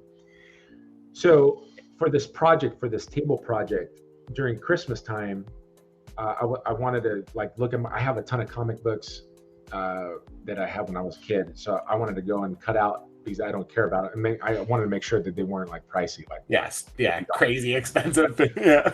Right. But I want this table to look a certain way. I want it to be like the old page looking comics. Mm-hmm. So what ends up happening is I end up going to like what are those stores called that they have like a bunch of vendors, but it's like vintage stores. There's like a flea market, like a indoor flea market, because here where I'm at it gets cold, like Canada cold, yeah. And so I end up getting this. I think it was a Captain America comic or an Avenger comic, and the bad guy is a really cool character. I mean, it's super hokey. So it's MODOK, but it's actually at Red Skull. Okay. MODOK. So it's I forget what Moskull, I think is what the character was. So I've been looking at this using like a Red Skull bobblehead and using the new Hasbro released MODOK because I have one that I was going to paint up and soup up and put as the collection, but that didn't happen. I bought another one because it was on clearance, and I go, oh, I wonder if I could ever use this for something. And now I kind of want to make it's such a cool, weird looking character anyway, but to have like a Red Skull and use the bobblehead to do this. Now I want to cool. I want to do that. And talking to you is like, oh man. Well, I want to get into customs because I'm hopeful that I can now return the favor to you. You've kind of been out of the constantly looking for custom stuff to feature for a couple years now, and there's been a lot of really great artists that have shown up over the last couple years. So I'm hopeful that after we get through this, you might be like, hey, you're gonna scratch my itch, introduce me to some new folks. I'm just gonna cue this up really quickly here. I have went through and saved some to kind of like there we go. Where are we at this week in customs? I kind of made it a separate little spot for it here. All right, I'm gonna add this in here. Let's see, add to stream. So not all of these have been tagged with this week in custom, but as you can see, I did go through, and again, not all of these are from this week. There's quite a bit. Wings Customs. I recognize some of those guys already. Some of which one? Sorry. If you scroll down. Yeah. Right. No. There it is. That one right there. The angel. Is that Wings Customs? That is Wings Customs. Yeah, yes. I recognize his style. He's got a very specific style. He sure does. Yeah. So the thing I love about Wings is he's very good at one of the things that he does is he uses a lot of foam and like craft foam in his figures. Right. And I think sometimes it works better than others, but I think the thing I love the most about Wings is I love his selection. I love what he picks out to customize because it all directly ties into those old Toy Biz figures for the most part. You know what I mean? It's like he's pretty much done every one of those 5-inch Toy Biz figures. He does some of the oddball figures too. I'm trying to remember the one he did. It was he ended up using, I think it was like a Doc Ock body. And it was like Bubble Man or Gold Balls. Gold Balls. There it is. Yeah. That was again. It's like, and I'm not minimizing his work when I say simple. It's like a simple custom, but it was just so cool because it really is like an oddball character. Yep. I wonder, but I mean that was a long time ago. We're talking about a couple of years ago. I mean, he literally puts out 3 or 4 customs a week. This is another one that I kind of put aside because I love this paint job. I'm not sure how he got this it looks like a fiery red. It looks like it's on fire. It's so cool. It's such a cool like finish for a figure, right? Yeah, so it looks like he probably put that like almost like a metallic-y red, and then he put that orange yellowish, and then he did a gradient like on the forearms as like like where the sun is hitting it the worst, or where it's Yeah, blazing. Yeah, it's a really that is a pretty sweet paint job. it's very cool. I kind of And I wondered was if he did like a silver underneath, and then I hit it with a clear red and some clear orange. That's what I think. If I had to guess, that'd be my guess. But yeah. I like it, when I would do the show. Sometimes I would be a loss for words because it's like I didn't like think through it. It was just kind of on the spot, and but I do enjoy like some of these techniques, and I trying to figure out what technique these guys use to get the results. there's I'm trying to think of the last one that he did. I'm just trying to find it. He did He does a some ton of real customs. tons. He did some real deep cut Toy Biz stuff. He did yeah, so like this AOA Jubilee I really like as well. I'm a big AOA guy. I've been working on a lot of AOA stuff as of late. So yeah, so this Jubilee really I have right here. I like have that. an AOA shelf up Yeah, do here. you? Yeah, same here. I've been slowly like kind of like probably the last like 8 months. I've done a Quicksilver, a Gambit, a Havoc. I'm just finishing Banshee and Dazzler. My buddy Morning Wolf, who I mentioned earlier, did an awesome Storm for me. Like, so yeah. Morning So there's Wolf is a WUF. yes, WOOF. Oh, WOO. Yeah, I I'll feel pull like his I've seen this profile up. stuff. I did put one aside, but I will bring his profile up, especially if you're not familiar with him. He's really Oh, awesome. check. Go up and look at that cable with the With the baby with Hope. yeah, that's Yeah, cool. yeah, man, it's great. He's just he bangs them out quick, and he does an awesome job. And honestly, he's such a nice guy too. I've had a chance to chat with him a few times, and Yeah, yeah, he's an all around good dude. So yeah. He was. really, I featured him quite a bit yeah, on this I weekend. remember. I remember him from the Foosh forums. That's where I actually remember him Okay. from. So, but this is another guy who he didn't use the hashtag, but he does a lot of Star Wars stuff. But Tim's I really Toys. love Tim's Toys. Wait a He does second. a lot of. Isn't Tim's Toys? Didn't he do? I feel like he did a Hammerhead, if I'm remembering correctly. I feel either that or his. Oh man, his Star Wars stuff is really cool looking. So he does mostly Star Wars, but like his style is really unique. But it's what I like the most about him is like I don't know if it's like just the way he paints it. I'm not really. I can't really put my finger on what it is. That Darth Vader up there, or the Anakin. Oh man, that looks Bonkers. yeah, that's really good. Yeah, it sure is. And the paint job is creepy, right? He gets cool. that burnt flesh. Yep, and especially like around the metal bits and stuff, you can kind of see the scarring and shit. And that's where you can really tell you can see the art and the ability coming out, because first of all, like when I was new, I wouldn't even think to even how's this going to look like if something's actually protruding from the skin. Like you look at his stuff right there and it looks like real. Like if you're not looking, if you're just looking, it's like, oh man, this is like some CGI stuff that we're seeing right here. It's nuts, man. It's cool. He does some crazy stuff, and like I said, he doesn't do a lot of Marvel stuff, but when he does, it's always impressive. Like it's just super clean lines, super vibrant colors. What head is that?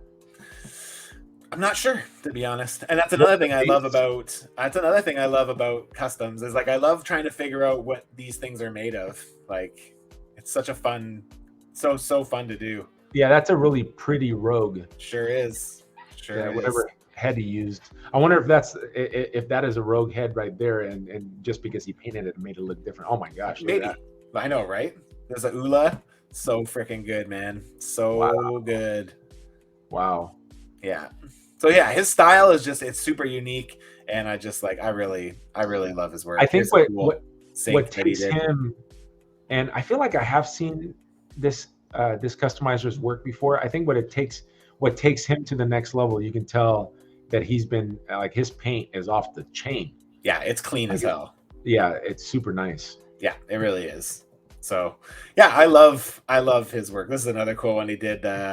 I can't remember her name from the show. What is this? Pelimato from Mandalorian. I didn't see that season. Oh, you didn't? Yeah. So she's it's played by Amy Sedaris. Yeah. So it's crazy. There's another when you shut out of here, look, there's another rogue right there. Is that the same one, or is that? I think that's a different one, right? It's a different rogue. It looks like it's just the head. I wonder, rogue head. Where can you? I wonder if somebody customized that head. Maybe. Casting Cave was it from? I saw Casting Cave in the chat there. Oh, let me see. Oh, she said so good. Oh, so maybe I wonder if it's like a Casting Cave head. Possibly.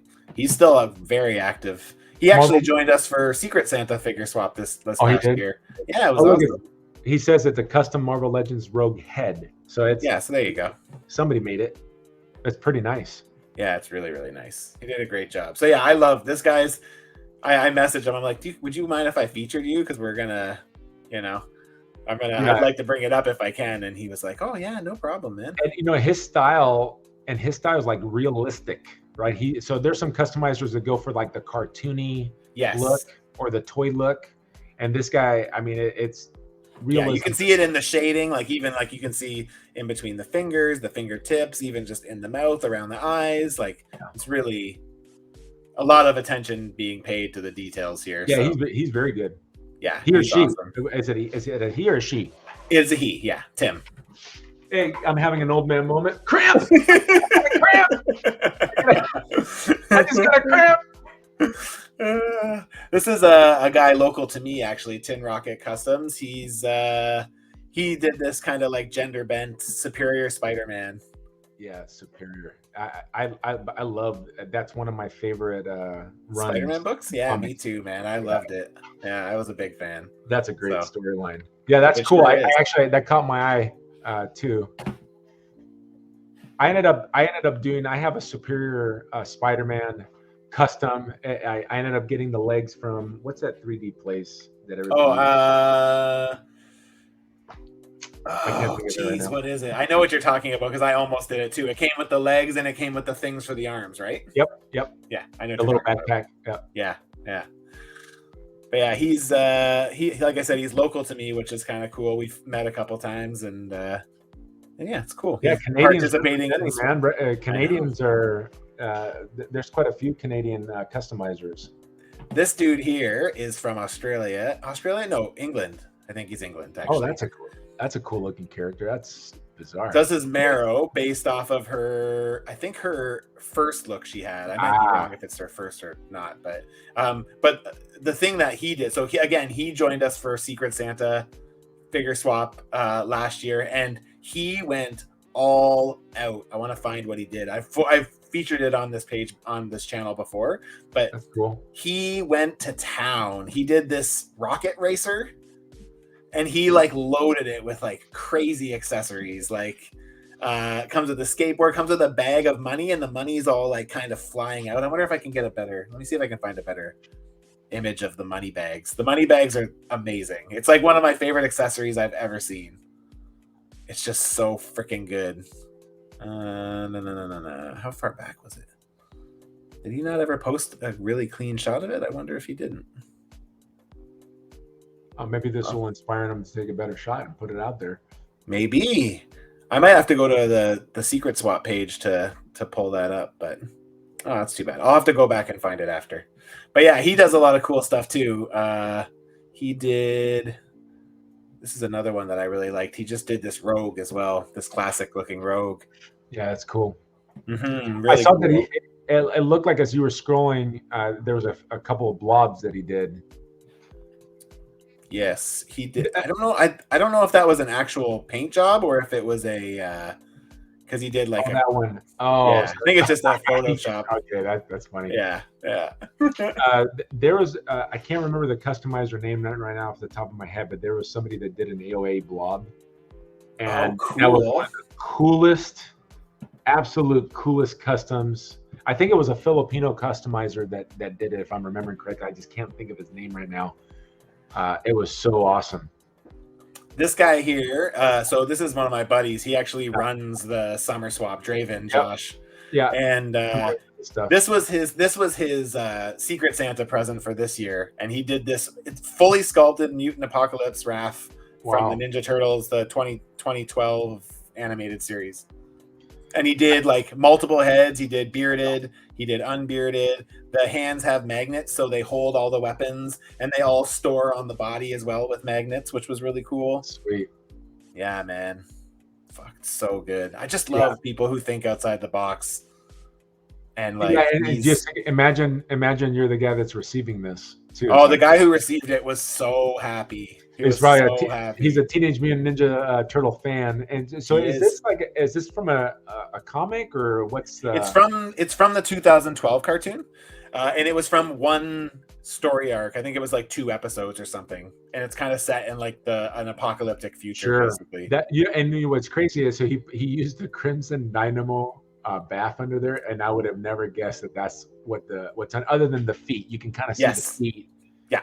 It's a tell on that one, but outside of that, it's like, oh, wow, bonkers, man. The guy's wild. Like, and it's like he goes like way above and beyond than anything he needs to do, right? Like, it's just like he could have just stopped at like 50%, and he's like, nope, I'm going all in 100%. Yeah. Like, I'm familiar with his work.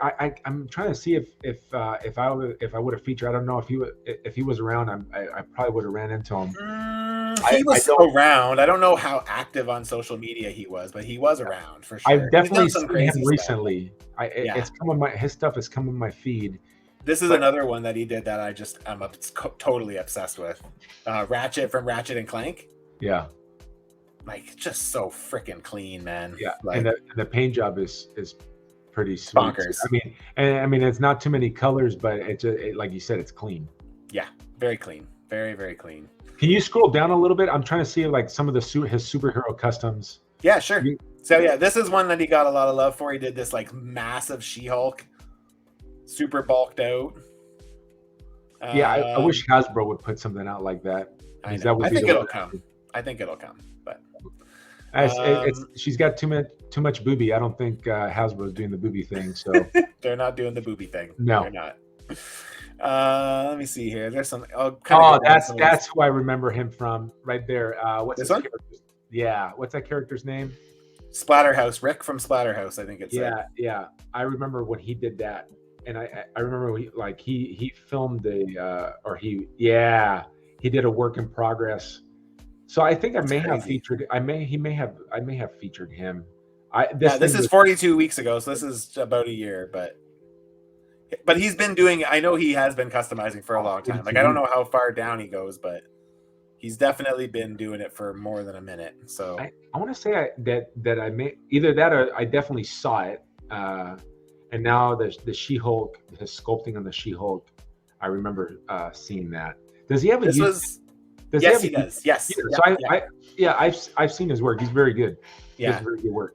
So this is actually where I really started paying attention to him. For Secret Santa, he did this Black Knight, and I'm just like beyond obsessed with it. Like, it's it's so well done. Like, yeah. And then honestly, we've become really good friends. So, it's one of those things where, we started with a couple comments, and then all of a sudden we're buds, and then all of a sudden, and he's helping me.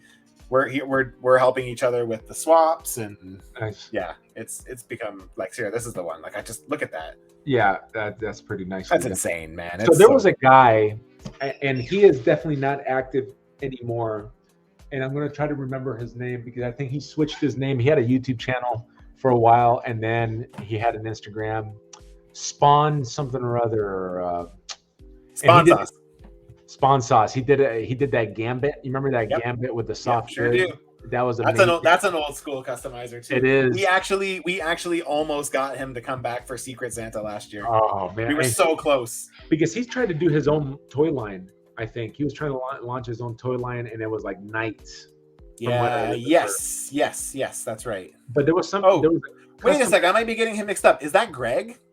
Greg Sarabia. Greg Sarabia. Yeah. He did actually participate in Secret Santa. Okay. Yes. Greg Sarabia. Yeah. But there was a custom that Draven Art that he did. It kind of helped, like something triggered that similar style for one of the customs that I saw in that in his lineup there. But so there's some guys that were active before like Instagram stuff became popular, and these guys were uber talented. But I think at some point, either people are aging out and they're you know, kind of like me, that it was going for a while, and then you know life takes you somewhere different. Life But there's happens. some guys that are just really good. Yeah.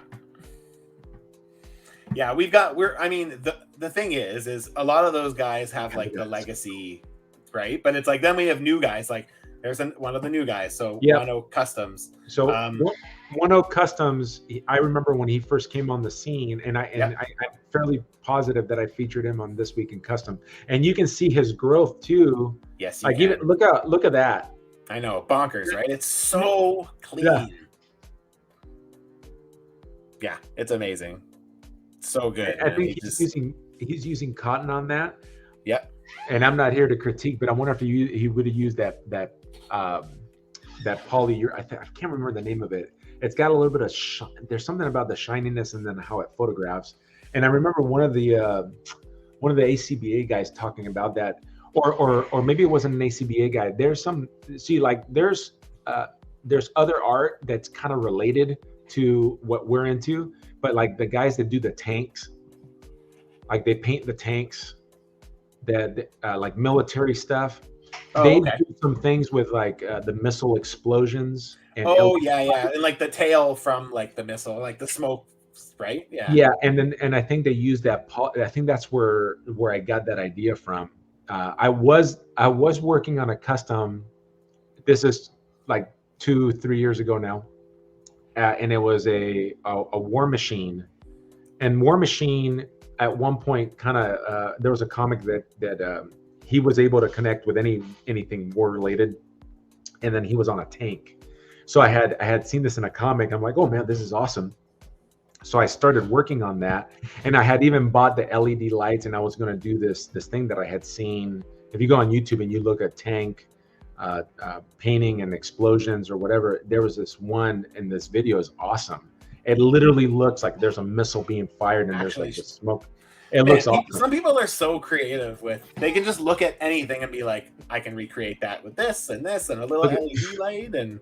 Yeah, look at that. I mean, can you imagine having that in your shelf? How cool is that? And again, look how clean everything is. It's like really the white, so clean. The black, so clean. Yeah, and that's those lines are not easy to paint. Nope. It's kind of like it looks like he's got some of it is sculpted on too, which is like, even more impressive, right? Yeah, it's like the lines that like Double Flip Customs is able to get on his on his spiders. Like, so he's look at that.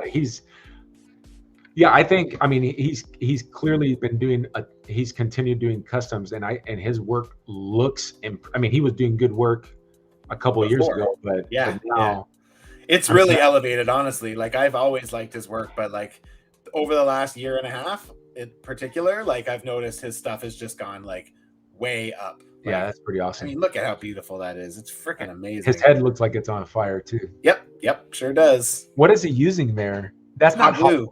Is that hot glue? Yeah, I think it is. Yeah. I mean, he did a really good job getting that flame effect. I wonder how many tries it took him to do that, because I've tried to do.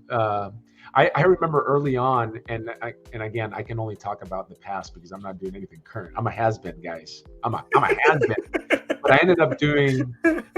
If you look on Figure Realm, I have a page on there, and I actually sold this one. It was not a Thanos. Oh my gosh, the DC version of Thanos. What's his name? Darkseid? Thank you, Darkseid. Yeah, Darkseid, yeah. Darkseid. And I had done like his fire pieces, and I had done hot glue. And now this is years ago. I ended up selling it because Mesco actually put out their Darkseid, and I go, oh, that looks way better than mine. I'm going to sell it. And I actually sold it for almost what I paid for the Mesco one. So I thought it was a good trade. Yeah, his hot glue work is awesome. Amazing. Yeah, I want to. If he was on in the chat, I'd like to ask him, like, hey, so how many tries? I can imagine at this point, it seems like he uses the technique a lot. So I mean, I can imagine at this point he's probably got it down to a fine science. But yeah, I can imagine again. We talked about experience earlier and what that looks like over time. And like you can tell that he has experience playing with hot glue here, right? Yeah, so. And can you go back to that Ghost Rider? Yeah. It's not only the shape, because the shape is incredible, but it's also the paint that The goes paint in too. there. So Yeah, he's totally. probably using what, like clear, some sort of clear paint Probably. on that. If I had to guess, I would say he's probably doing clear yellow and then hitting it with clear orange in certain spots to really get it to. It looks really good. Yeah, And another one caught my eye as, man. There he does have a bunch of good ones. Can you go up? Look at that Sandman. I The know. effect on the Sandman. Okay, so I had seen, this is like one of the things, like, so he did what I've wanted to do.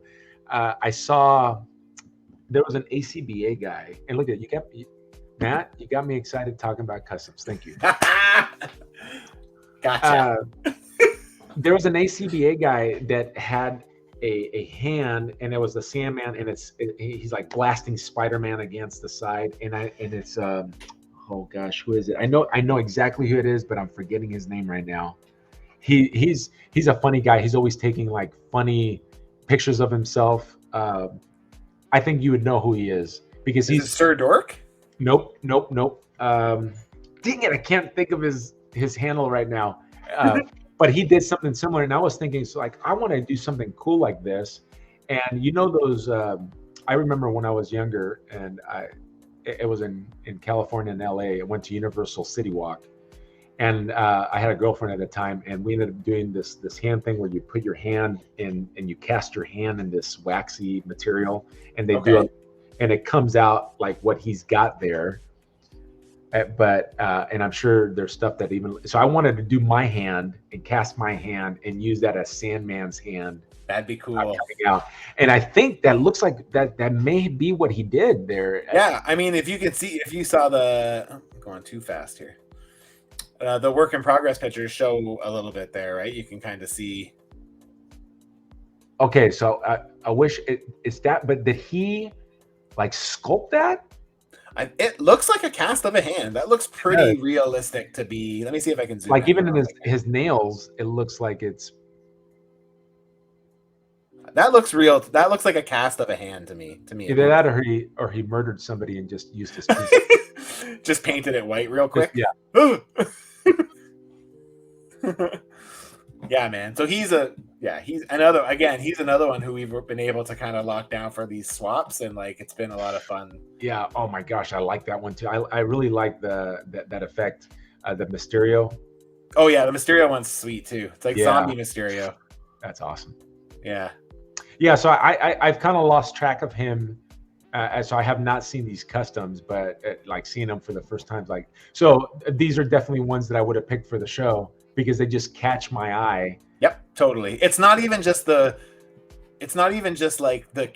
I mean, it is character selection, but it's like the bright colors, right? Like that green smoke like pops like crazy. That cape is so dynamic. Yeah. Oh man. And you know what? And so the photographs that he takes too are so cool. Like, so one of the things that I used to get the show up, I would go. There were some really cool customs, but if the customizer took like an amazing photograph, I'd want to use that because, of course, you know, people are looking through the thumbnails, and is very eye catching. I remember one of the shows that the This Week in Customs show that had like the most views, and I think it was like almost like 60,000 views, which was a lot for where the size of my channel was. It was oh my gosh, what was that customizer's name? Bordad.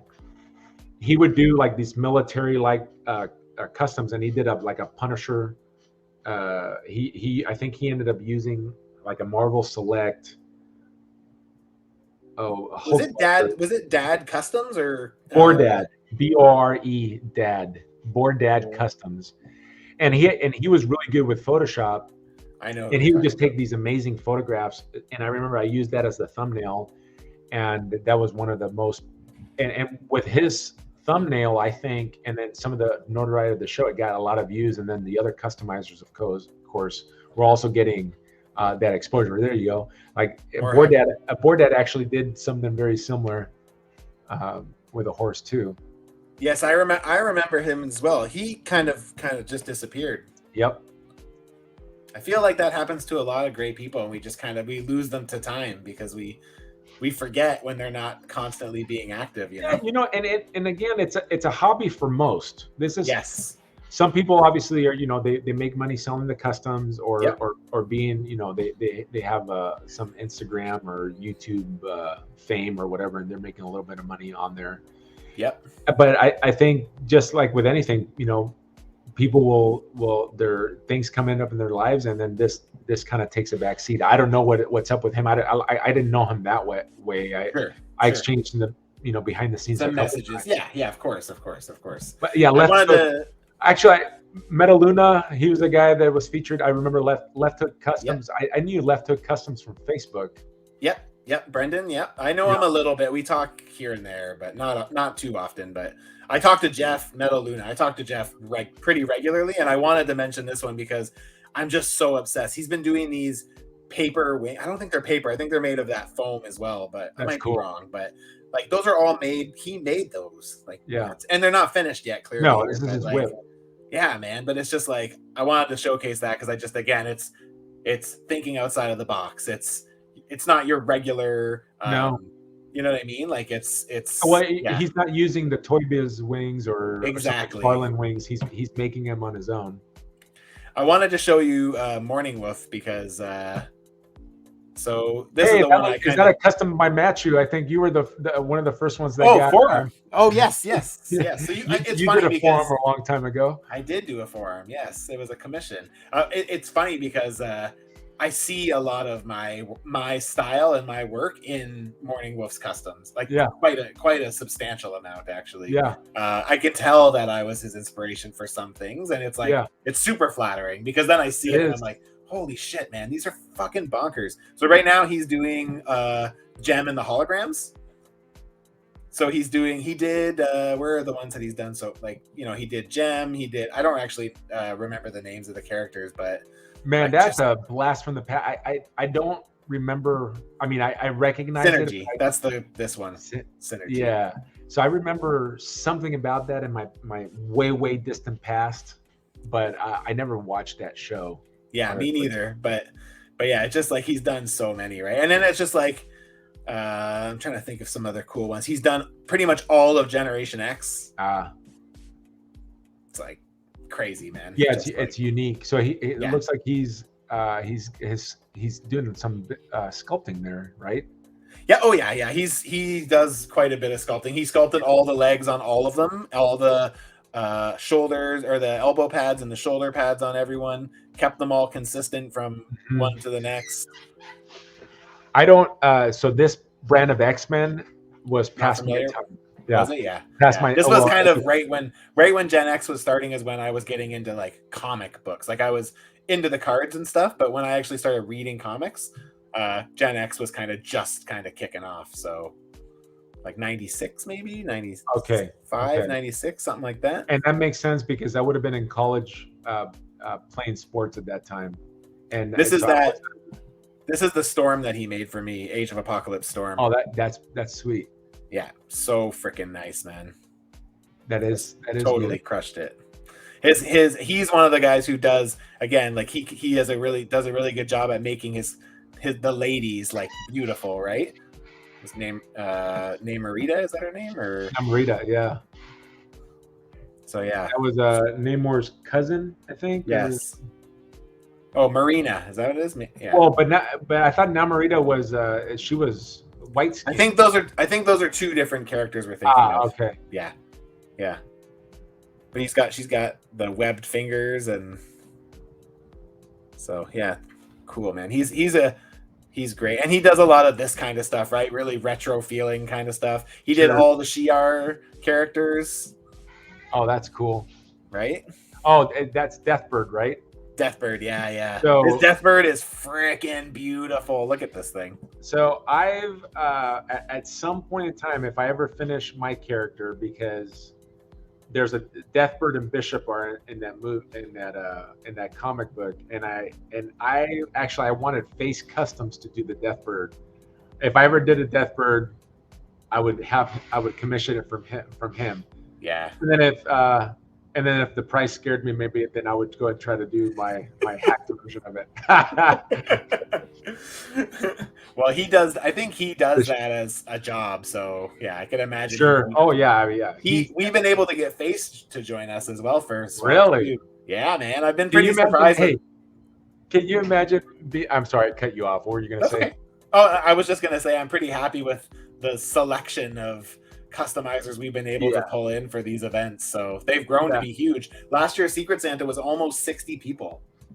Yeah, that's awesome. Can you imagine? Okay, so we understand there's different levels of customizers that from the shows that or from the people that I've seen. Can you imagine if you're a customizer and then you get something from like Craig Warwick? Dude, I always look. They're always random, so you never know. But like, right. Or I understand, but like, can you imagine being a new customizer and then getting somebody like you or Face or you know, somebody that is at a higher level of the game, and like Craig Warwick is the cream of the crop. Cream of the crop, yeah. Totally. So you put in your work, and it's cool. And he was always very gracious, like when he would get his, and he can appreciate that, right? Yep, totally. But then at the other end, it's like, oh my gosh, I just got a Customs by Matchu or like Craig Warwick or a Face Customs or something like that. That'd be pretty exciting.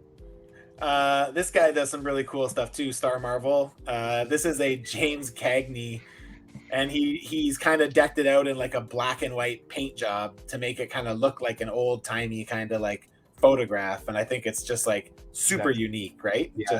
And he looks like, is that some gray or blue, like bluish gray or something? Looks like he's got some blues in there and some grays and some whites. Yeah, he's got that noir vibe. Yep, totally.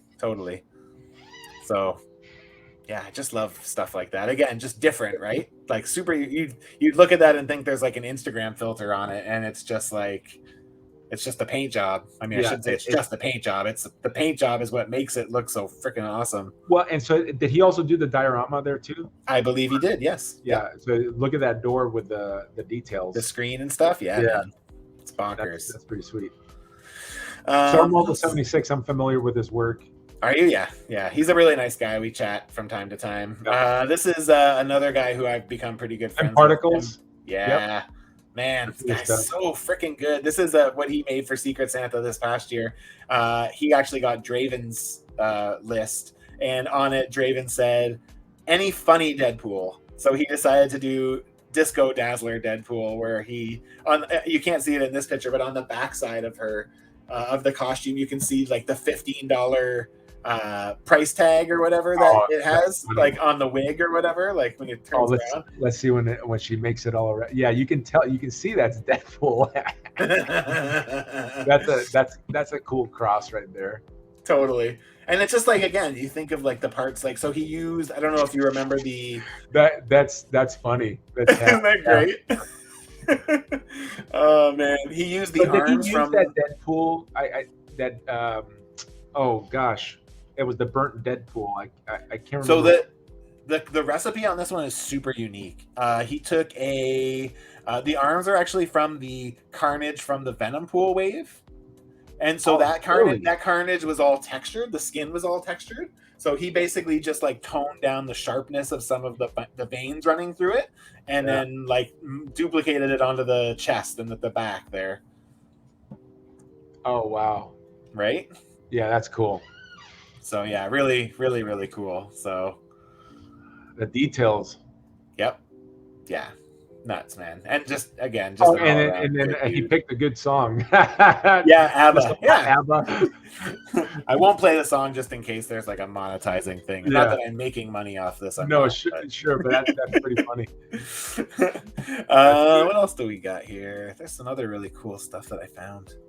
This is from New Collector. I always just like to throw something of his stuff in there. He's so notorious for doing all the DC characters on the Marvel Legends bodies. He does so many customs. He's really slowed down quite a bit. Has he? Yeah, and a lot of it is just because.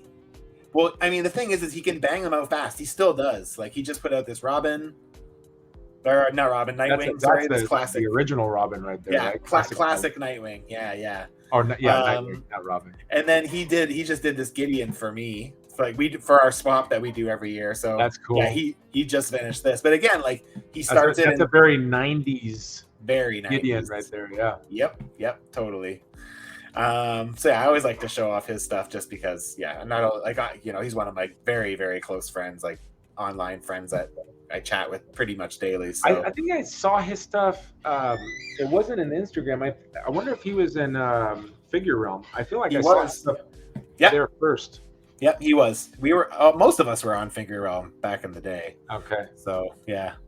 But yeah, he's the thing is he goes quickly, but he's really scaled down his collection. And he doesn't really like doing commissions. So what ends up happening, cool. Yeah, the Prime's cool. I have someone to show you for a cool Prime. I'm not sure if you'll be familiar with him. You might be, because he's been around since you were doing This Week in Customs. Okay. But, let me see if I can find him really quick. It's, again, another friend of the channel. On here, he goes by Olds 1987 Olds 442, but he's known as Collector Express everywhere else. So, but he has done some crazy Ultraverse stuff. Like, look at this team. Oh, that's cool. Right? He did Sludge, he did Hardcase, got Prime back there. I remember I got that first issue of Prime a long time ago when it came out. Yeah. I remember it from the TV show, the cartoon. There was a cartoon? I believe so, yeah. Oh, that looks like it's some Caliban effects from what's his name? Which one is the special effects right there? The green ones? No, I'm sorry, on the left-hand side. These guys. These are from Canna Beams. Canna Beams, that's it. Yeah. Canna Beams is crazy, man. He does awesome stuff too.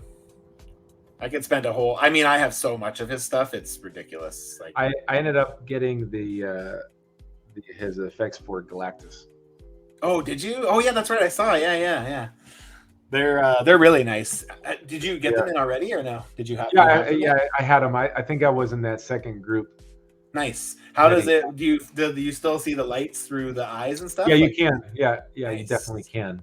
I saw his post and I love them. I honestly, your Galactus post that you made with him holding the world, like it gave me like hardcore like I felt like I was missing out. Oh, you didn't end up getting Galactus? I just don't have room, and I don't have attachment to that side of the universe. Like, and like I'm glad I didn't, because I'm doing a big cull this year of stuff, and one of the things that's going is my cosmic stuff. So I'm really glad now that I didn't. I don't have attachment to it. Like, I want to make more room for X-Men. I want to get back into X-Men customs. So, I'm trying to leave more space for my World of X-Men stuff. So I will also be. I need to do a major. I need to get rid of stuff. Yeah, I have way too much stuff, and too much stuff that I made. When you have too much stuff, it's hard to appreciate what you do have. Like the volume. Yep. And what you see here, then I have stuff in boxes. So one of my children is going to be making some money, and they're going to be selling a lot of Marvel Legends. He's also done some really cool. He just did this cool He-Man. Yeah, really nice. Yeah, that's one character that I don't have. I mean, I have somewhere. I have my original He-Man. Your classic out here. Do you follow Super 7 at all? The company? I've seen. I don't really love their stuff. No. I just find it very nostalgic. I don't buy a ton of it. Like, I'm very selective. Yeah. But I find it extremely nostalgic. So I have a Lion-O from Super. Oh, do you? Yeah. Yeah. Do you not like the articulation? I know a lot of people don't like the articulation. I don't. They should upgrade their articulation. They're kind of behind the times on that. I agree. And I think if they did that, I think they could help. I mean, and they kind of use the same bodies over and over and over again. Sure. I mean, I know there's some.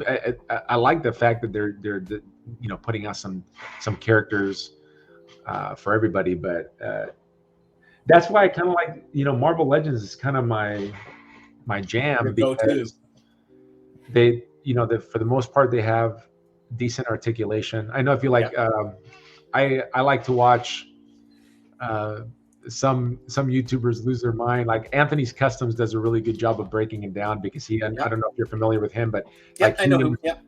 he understands like the how the anatomy works. And even though like sometimes he'll say, and this is not a bag on Anthony, I've been following him for years, but like he'll say it's like, well, it doesn't look anatomically like human. Well, oh, they're not human. They're not human. It's not supposed to look like a human torso. But and I agree with some of this, like the most of the stuff that he says. But that's why I like Marvel Legends, because in comparison to other companies, especially for like what we enjoy doing, like the customizing bit, I think the Marvel Legends are the perfect figure. Like if you're going to look at an import, you're not really customizing an import figure. You're not. I mean, you can, but you're not really looking to do that. The thing is like I work exclusively with Marvel Legends because like they're predictable. So like you can, if you've dismantled one, you can almost be certain that the rest of them are kind of built the same way. And like I like that. I like that consistency. And I like that you can stand them all up next to each other and they all look like they belong. Yeah, they're like you get an import and they definitely stand out. They look different. They're with the sculpted on details and all that stuff. Like it's just, even when you customize a Marvel Legend and put it within the group, it still fits in pretty well, right? So yeah. What about have you done any customs with McFarlane figures? I have never even handled a McFarlane figure, so no. I hear that we actually talked about it on my Wednesday show this week. My guest this week, D, he was saying that they're like really easy to break down. So like he's like, a lot of people like them because they're easy to swap parts and easy to move stuff around, and the sculpts are really, really good. So there's they're basically just like begging to be painted. Yep. I messed with them a little bit in 2020, the summer of 2020.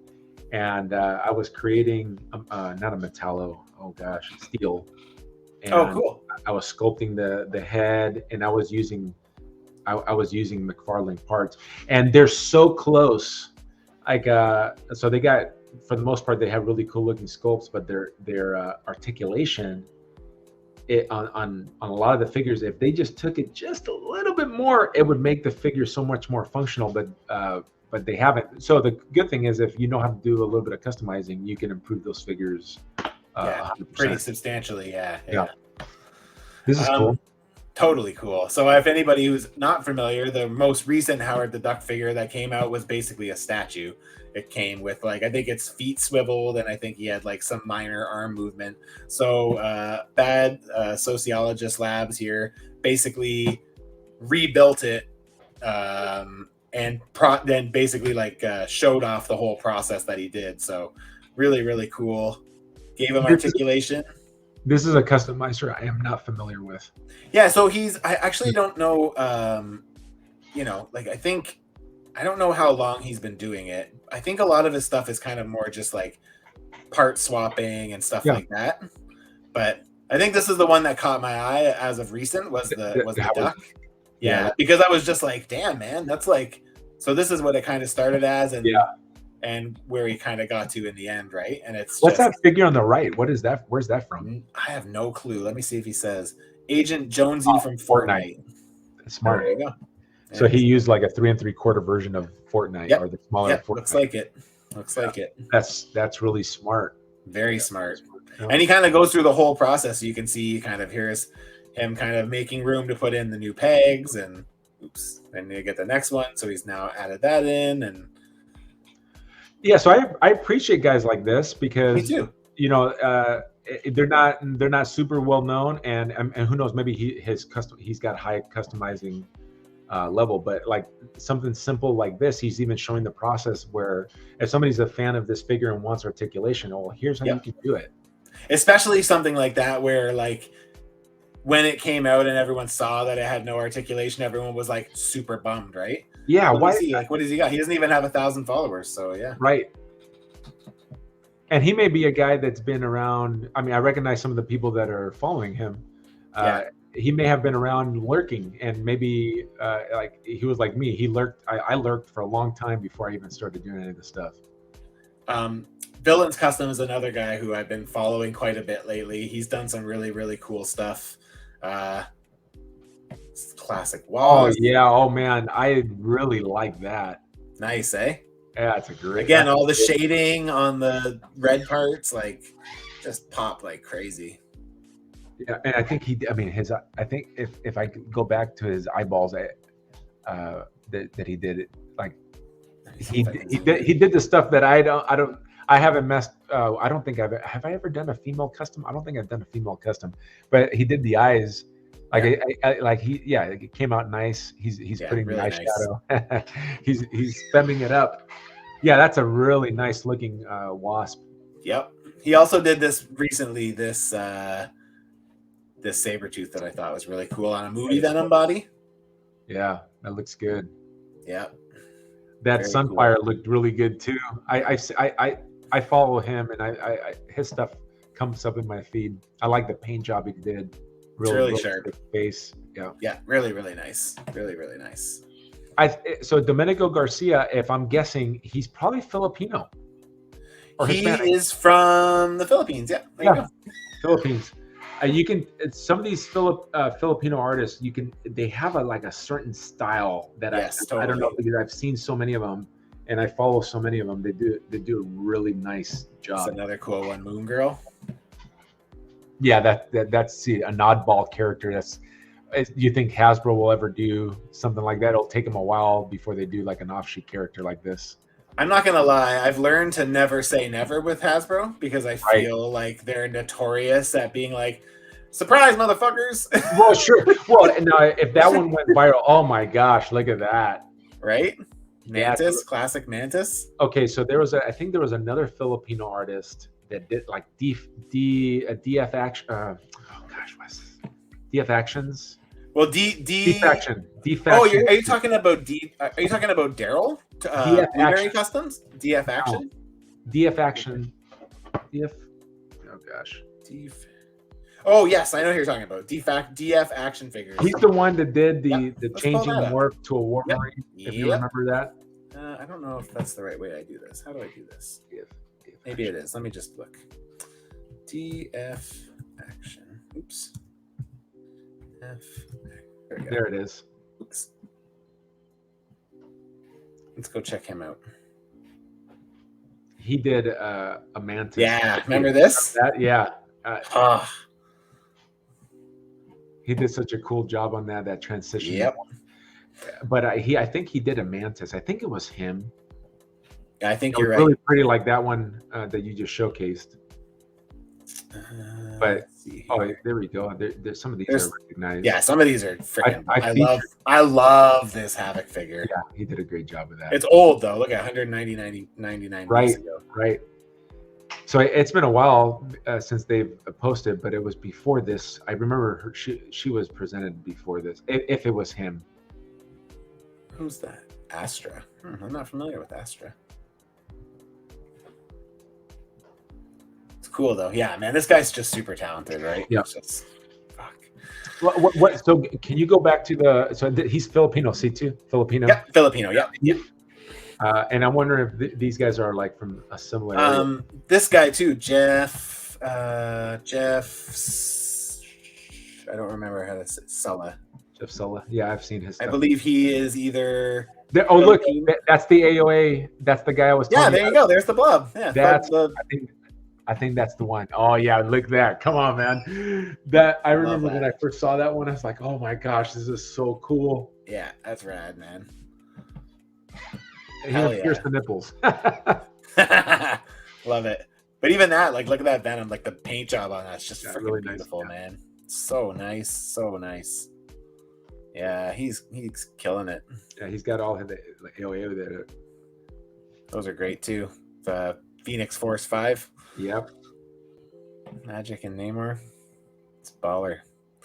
Yeah, there's so many. But again, like, when was the last time he posted something? Like, look at how old that is. 134 weeks ago. Right. And whatever happens. Okay. You have some of these guys that float, like they have their time, the time to shine. Yeah. And then you have like the new guys that you're coming across, and it'll be there, like DL Turner.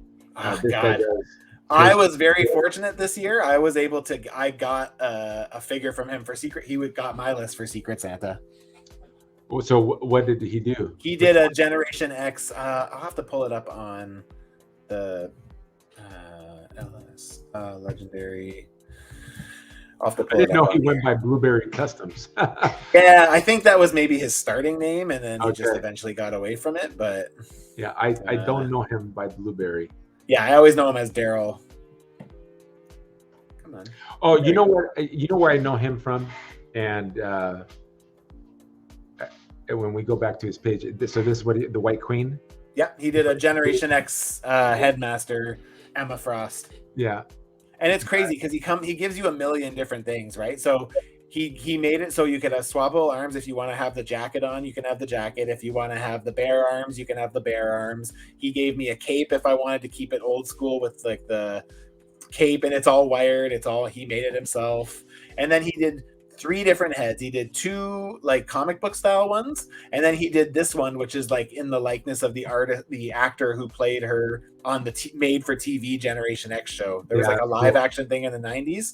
So he based it off of that look. And I'm just like, oh my God, dude. yeah, nice. That's cool to have so many. So how do you have her displayed? Well, right now she's just kind of hanging out in a random shelf because I haven't quite gotten to building out my Generation X shelf, but it's kind of on my list of like once I finish up with my AOA stuff, I'm going to take a little break, and then I'm going to do some commissions, and then I'm going to get back into it and start doing some Gen X stuff. Nice. So yeah. Can you go back? Can you go back to his page? Yeah. So, oh man, that is that Poison Ivy? Sure is.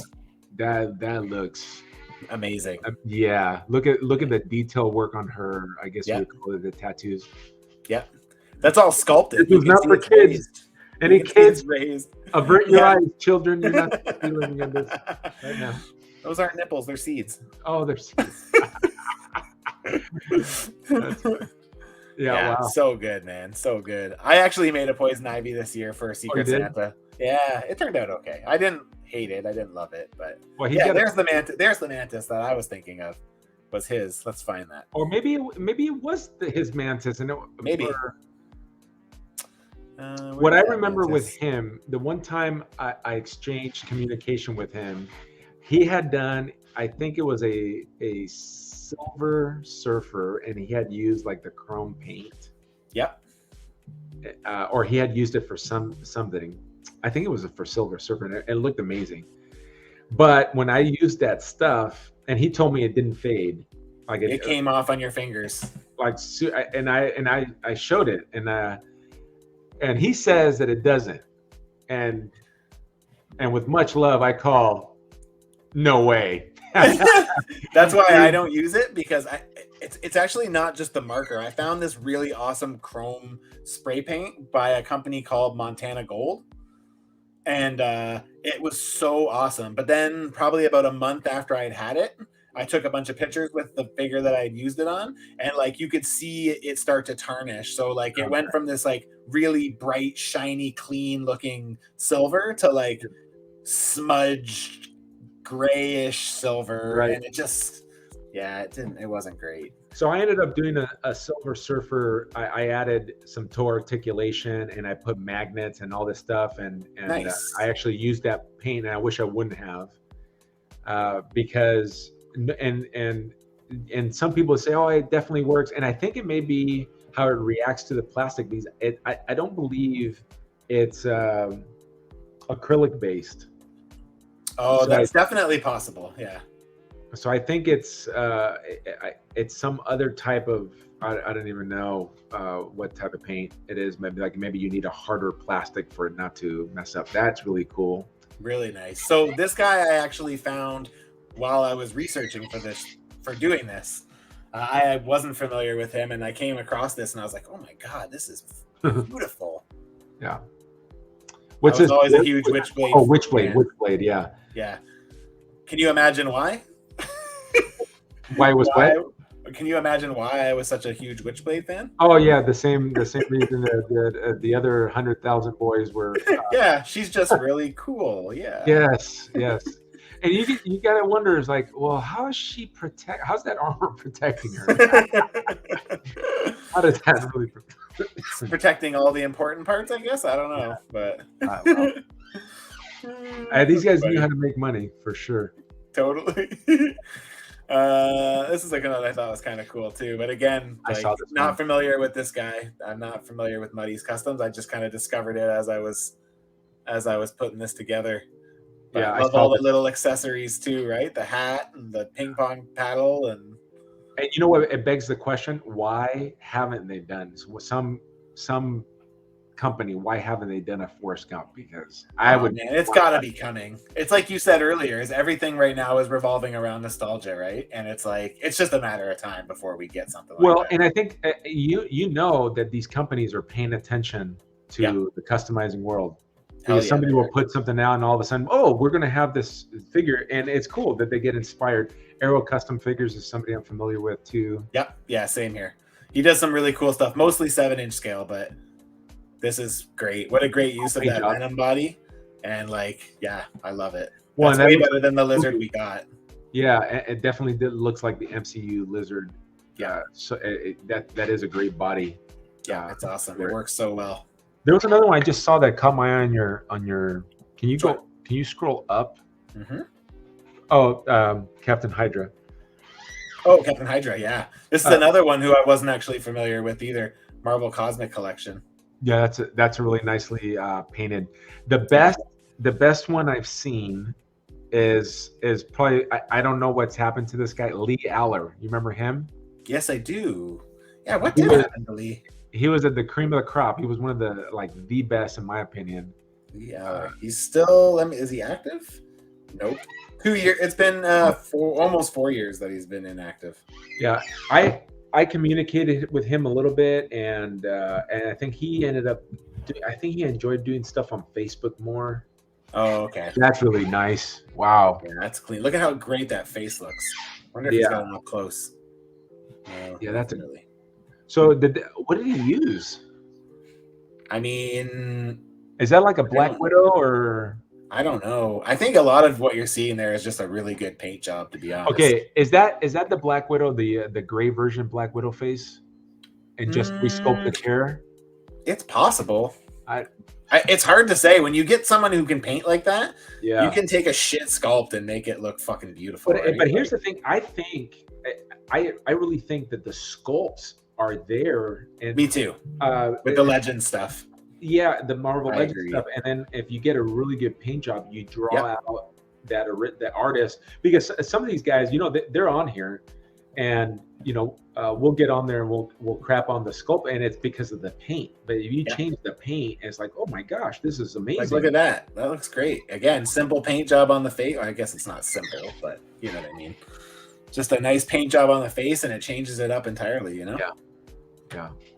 it's great. It's really I nice. like Yeah. So talking this is. customs. Thanks for the invite on this. This is Oh so this is man. this is kind of like what I would do, and when I would literally just go through Instagram like, oh, this looks great. Oh, and then some of my shows were like going way too long, like 45 minutes long, me just rambling talking about customs. And then I started shortening up, and then I would pick like maybe 12 or 15 that I could talk for a while on it. But this is exactly what I would do. It was fun. I tried to do a show once with a group of other customizers that didn't end up catching up because I didn't like. Let me see how I can say this without going bad. So the idea behind the show, I wanted to do something to be helpful. So people would submit their customs, newer customizers, and there would be like a critique done, but for the benefits, like, hey, this looks good, but you may consider working on your painting skills, or maybe you should shade this area. That was the spirit that it was done. So I had Cool. asked some other guys that at that time I was talking behind the scenes, but then behind the scenes, it kind of got. I didn't like how the things were going behind the scenes, so I ended up just killing that show because, like, I wanted like my stuff to be positive and have a good spirit about it. And some of Sure. the things that I was seeing behind the scenes was not that. And there was young Yeah. people, and when you involve young people, uh, there's a lot of other stuff, but I It's not exclusive to young people, just so you no, know. no, I know, but I just say young people because when I was younger, I didn't have the life experience to go. It's like, hey, sometimes words hurt. Yeah. Yeah. And Yeah, some people totally. actually wanted the critique. They wanted that critique, and my thought was just like, I want to try to be helpful, because can you imagine, somebody like you, like having time with somebody like you is like, let me show you a custom, and this is what I've done. Next time I do something like this, what are your thoughts Yeah. from your experience that you can share with me, like to try, like even opening a figure, or how to manipulate a figure, or even like what you said earlier about how you build your sculpt. That, because when I first started, and I'm nowhere close to where you're at with sculpting, but I would try to sculpt everything all at once. Yeah. And sometimes I used to too. I used to see how much I could get done in a session. but now with experience, you've learned how yeah, that's amazing. That's You've learned that you have to like work little by little, because you got to let it set, and then maybe there's some sanding, some detail work, and then you move on to the next piece. Because if you start too soon, then you lose control, and you end up having to take shortcuts because your shit's drying. Yeah. And, who is this? This is Space Customs. This is what he did for Secret Swap last year. He Yeah. did it. It's like a Dungeons. I think it's like a Dungeons and Dragons, or what is it? I don't recognize. From Diablo 2, Sorceress from Diablo 2. That's what it is. And Greg received that one. So, Greg Sarabia. Okay. Received that. So he got Space Customs did that one for him. Yeah, look at the so there's sculpting work in there. Look at that. All of that is all sculpted from scratch. It's crazy, man. Yeah, I don't recognize the character, so if Me neither. And so that was something else that I would run into. Like, I would see a cool looking custom, but sometimes I didn't recognize the character. And again, this was a hobby and something fun to do. So sometimes I didn't know what they had done. I just knew it looked cool, and I would guess what they did. Because I wouldn't even know what the face was. That was the Poison Ivy I did. Oh, I've seen that one. Yeah. I was really happy. That was like one of the best female faces I've ever done, I think. She looks gritty. Yeah, I like it. That's a different head though that you have. Yeah, that I gave an alternate head just in case. So this one was one of those ones I had to rip together pretty damn quick, because once we got to check-in point, I wasn't happy with what I was working on. I was working on a Darkwing Duck, and like I was just super unhappy with it. And I was like, I'm gonna just hate this for the next month and a half. I'm like, I need to shift focus. Like, I need to change. So I switched right at last minute. So if my eyeballs are not tricking me, those are like ivy leaves that you sculpted on there. Did you make them? Yeah, so I did leaves. So what I actually did, I think it'll be too much to go through and find, but basically what I did was I rolled out green stuff, the sculpting stuff, green stuff. Yeah. I rolled it like paper thin, and then I bought a scrapbooking punch, those things that you can like punch out little leaves. And I individually, one layer at a time, glued them into place. It took like 10 days to do the whole thing, because I could only do one row at a time. I'd have to glue it and then really tightly wrap it in masking tape so it would really conform to the body. And then once it was all done, I just sanded it all down and got it to kind of be one thickness. But in retrospect, I would have slimmed the body out before I started applying. I wish I would have. That's the only thing I don't like about it, really. Because she would have been curvier then, right? Yes. Yeah. She wouldn't have been so like. I wanted a different figure basically out of it. But I did these like green stuff vines that I really had fun doing, and yeah, that's cool. I like the leaf detail. I really like it. So in that, talk about like experience would help. I remember Super Tom's Customs. Super Tom. Yep, sure do. So Super Tom's, he did a. Now I'm going to forget the DC character's name.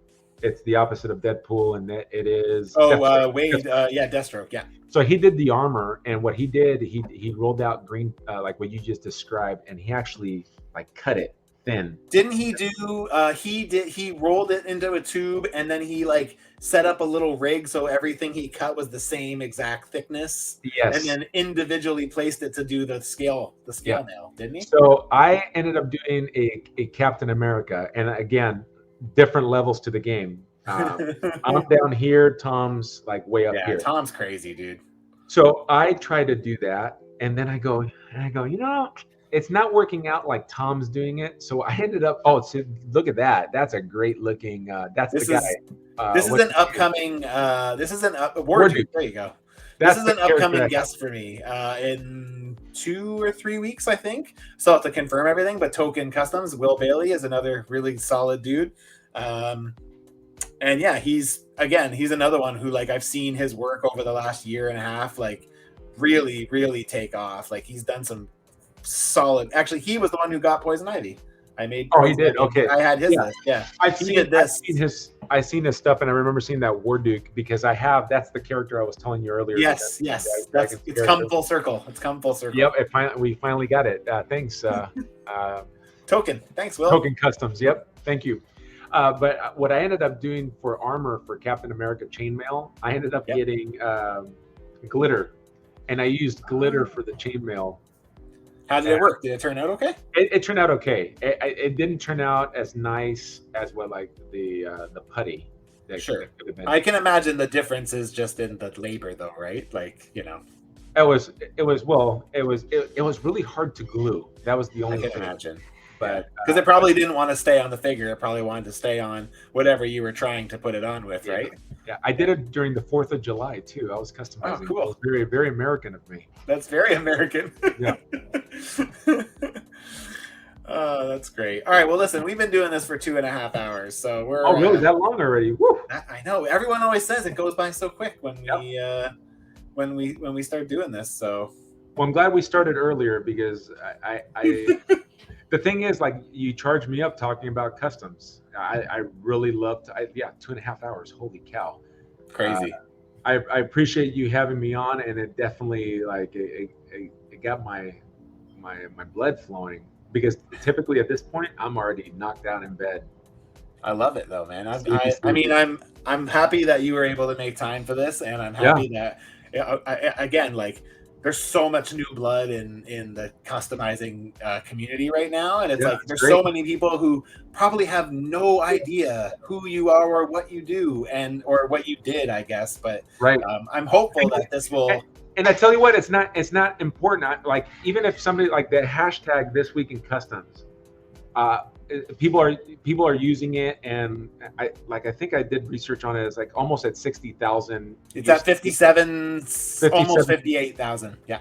So it's neat, and I don't need it to be associated with me. It was just something that I did, and I'm happy that people can use it, and it's okay. Like, I'm not married to Instagram fame or YouTube fame, but I'm happy to have met you and the stuff that you're doing, because I really enjoy your work, and the fact that you're carrying, you're kind of doing, and it's good for the hobby. You're having shows like this, and it looks like you're doing another podcast. You're talking about nerd stuff. It's not really figure based. It's to be honest with you, the Moose Milk podcast thing that I do with my buddy Ryan is literally one of my best friends from when I first started working in the grocery industry when I was 17, and it's our way of keeping in touch. It's the only way it's like basically brought us back together. So, like,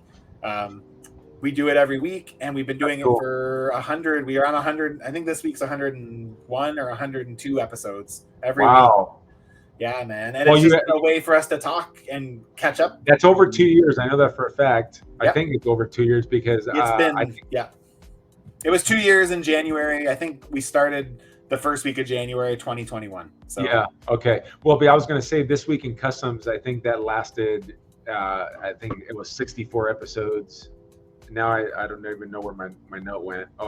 And the first one was December 15th of 2018, and then it ran till July 31st of 2020, 64 episodes. So you got me beat on there. And the guy that started doing the diorama, the This Week in Dioramas, I think he's on his 4th year, and he's still going. So it's cool. It's neat. And other people should explore their creativity, and as they integrate with other folks that are into the same things, like having shows like this to go watch. I had people, I remember when I would shoot This Week in Customs, like they were looking forward to episodes, and it was just me rambling on. I think it would be even better, like, having two people talking about customs that have a little bit of, like, you have a lot more knowledge than I do, but I have a little bit of knowledge, and we You can have talk that. You about it. understand the work Yeah, that goes I into it. So, like, understand, that's a big part of it, right? and so we can appreciate it a little bit, and then so they grab onto that, and it's like I'd watch a show on customs Yeah, because yeah. because it's There's interesting.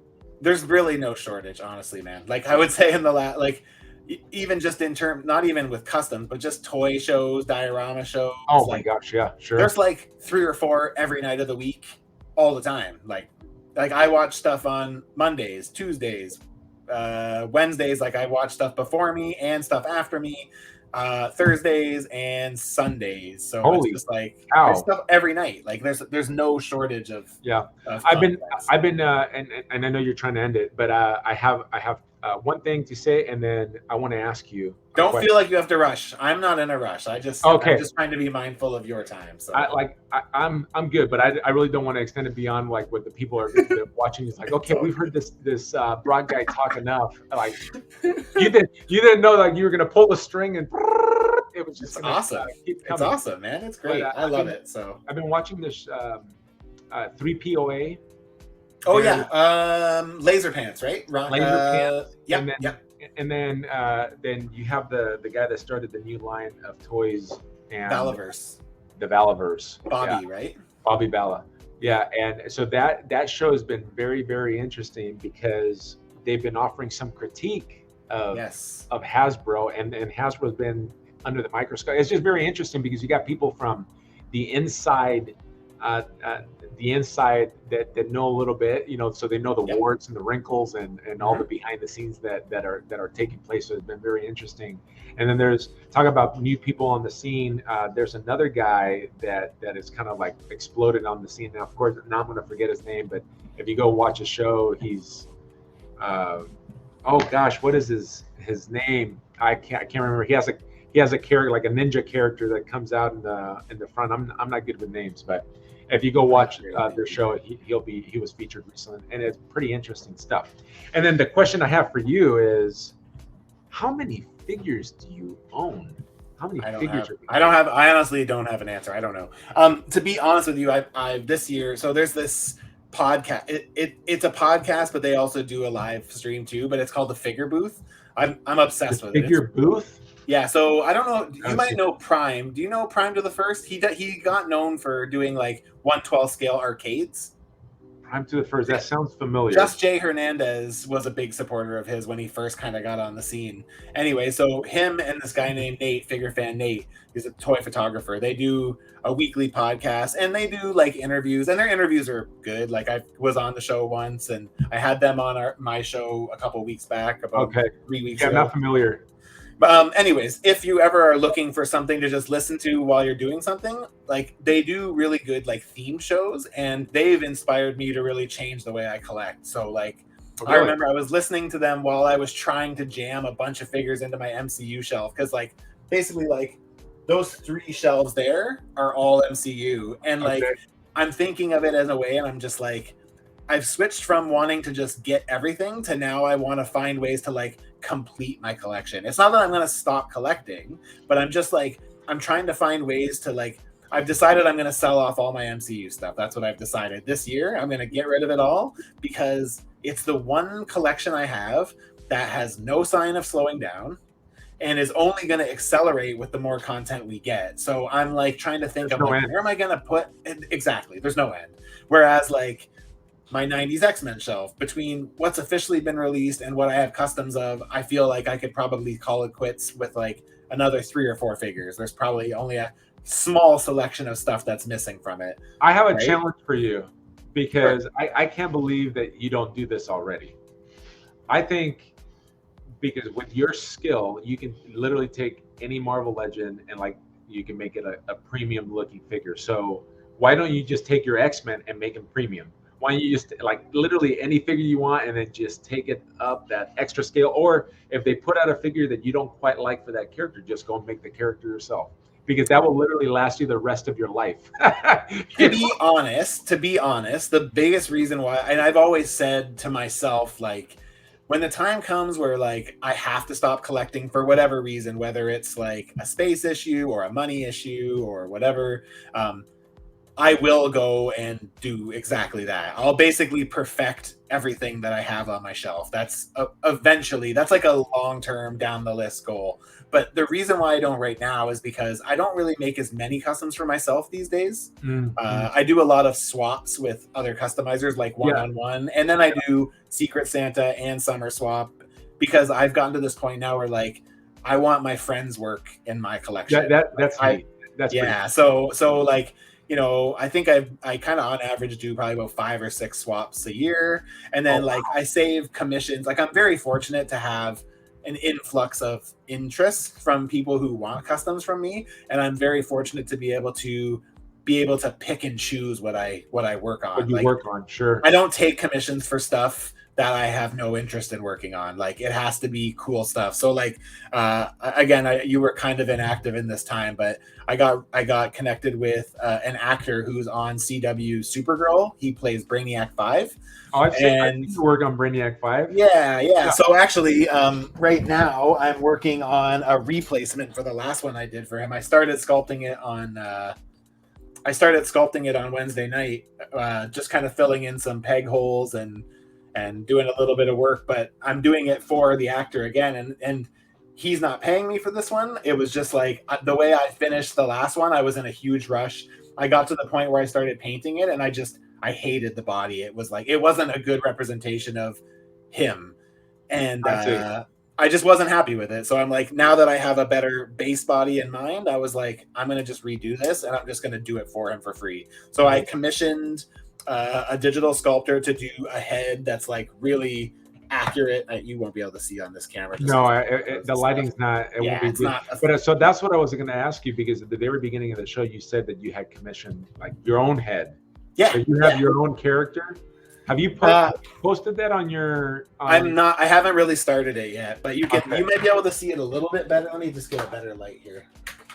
Can you make your screen big? Yeah, I can. So yeah, so I actually had this guy is from a guy named, I think it's Clayman. Oops.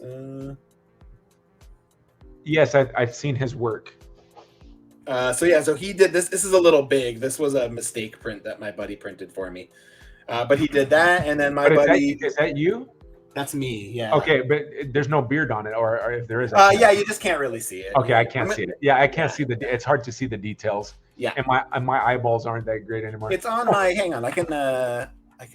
I can quickly just pull this up because it's pretty close to the top. Is it better? Is it better than the ones that Hasbro has been putting out? Oh god, yeah. Way better. Way better. Share screen.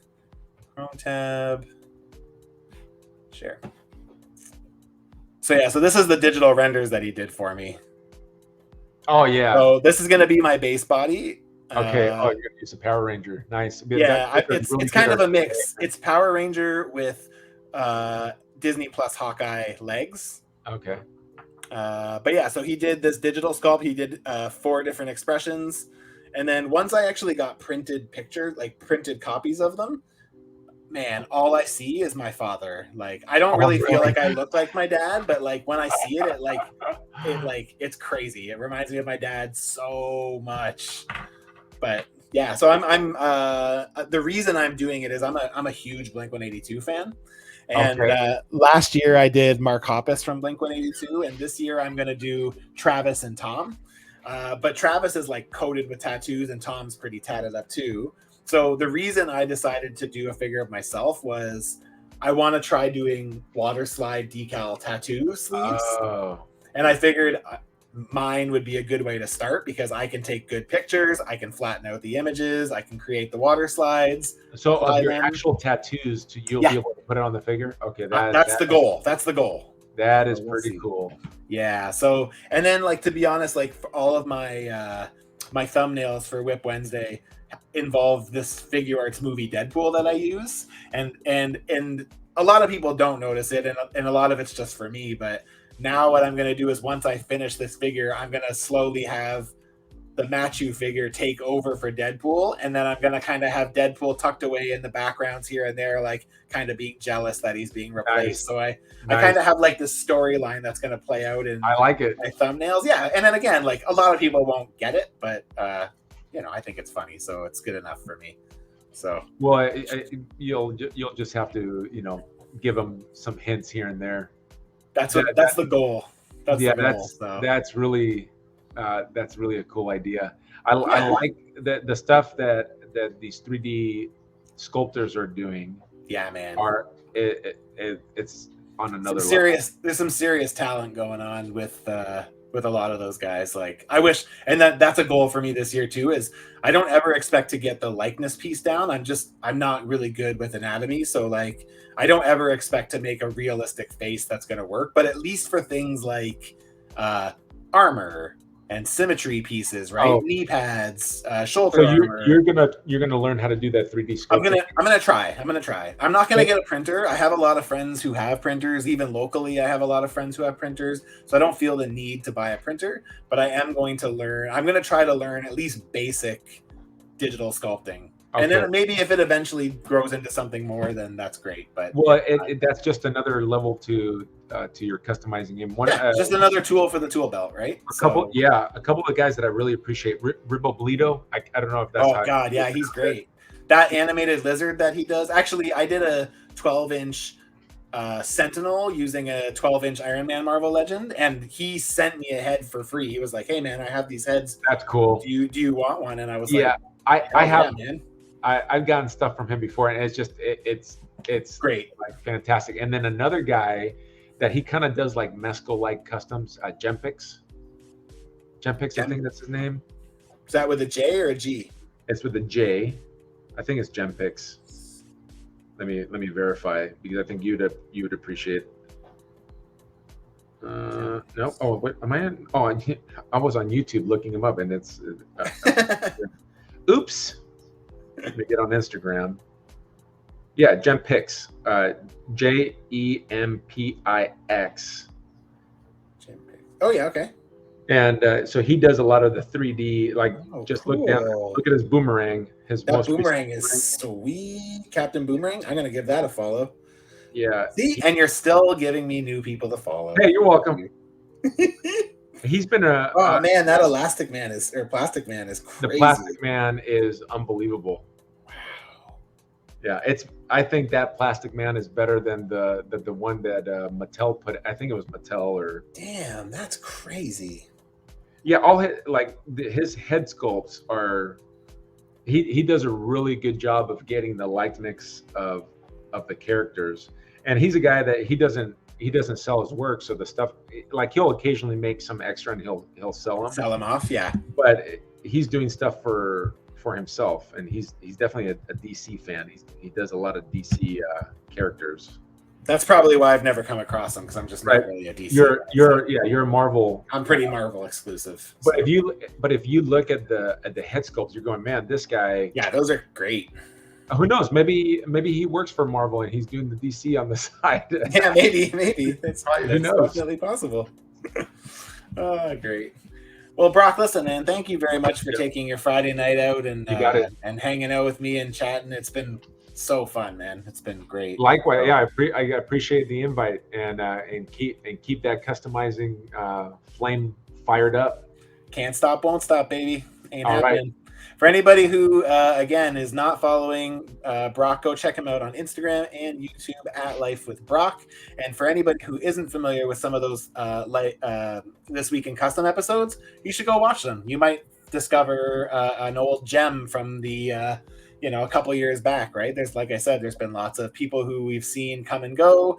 And there's lots of people who have only been doing this for a short amount of time. So for anybody who isn't familiar, definitely go and do yourself a favor and check it out, because they're really awesome, man. And again, really just appreciate you taking your time out to hang out with us tonight. So thank you. Thanks for the and invite. hopefully somewhere down the line, if we can get you on and do a live one, if there ever's like a week or something where you have coming up and you're going to be free and you're able to. The problem is it happens at your time. I'll be like, This is Life with Brock sleeping currently, but makes for great YouTube content. Yeah, of course. All right, everybody. Until next week. Next week we have it's my birthday show next week. So I'm going to actually have Ryan from Moose Milk is on vacation. He works graveyards, so he usually can't join me. But he's on vacation next week, and we are going to probably chat about Fan Expo. We're going to Fan Expo in Toronto together in August, so I'm sure we'll just shoot the shit and be our usual silly selves. So please join me next week, and that's it. If you haven't already, like, subscribe, all that good shit. And we'll see you next week. Thanks, everybody. Peace out.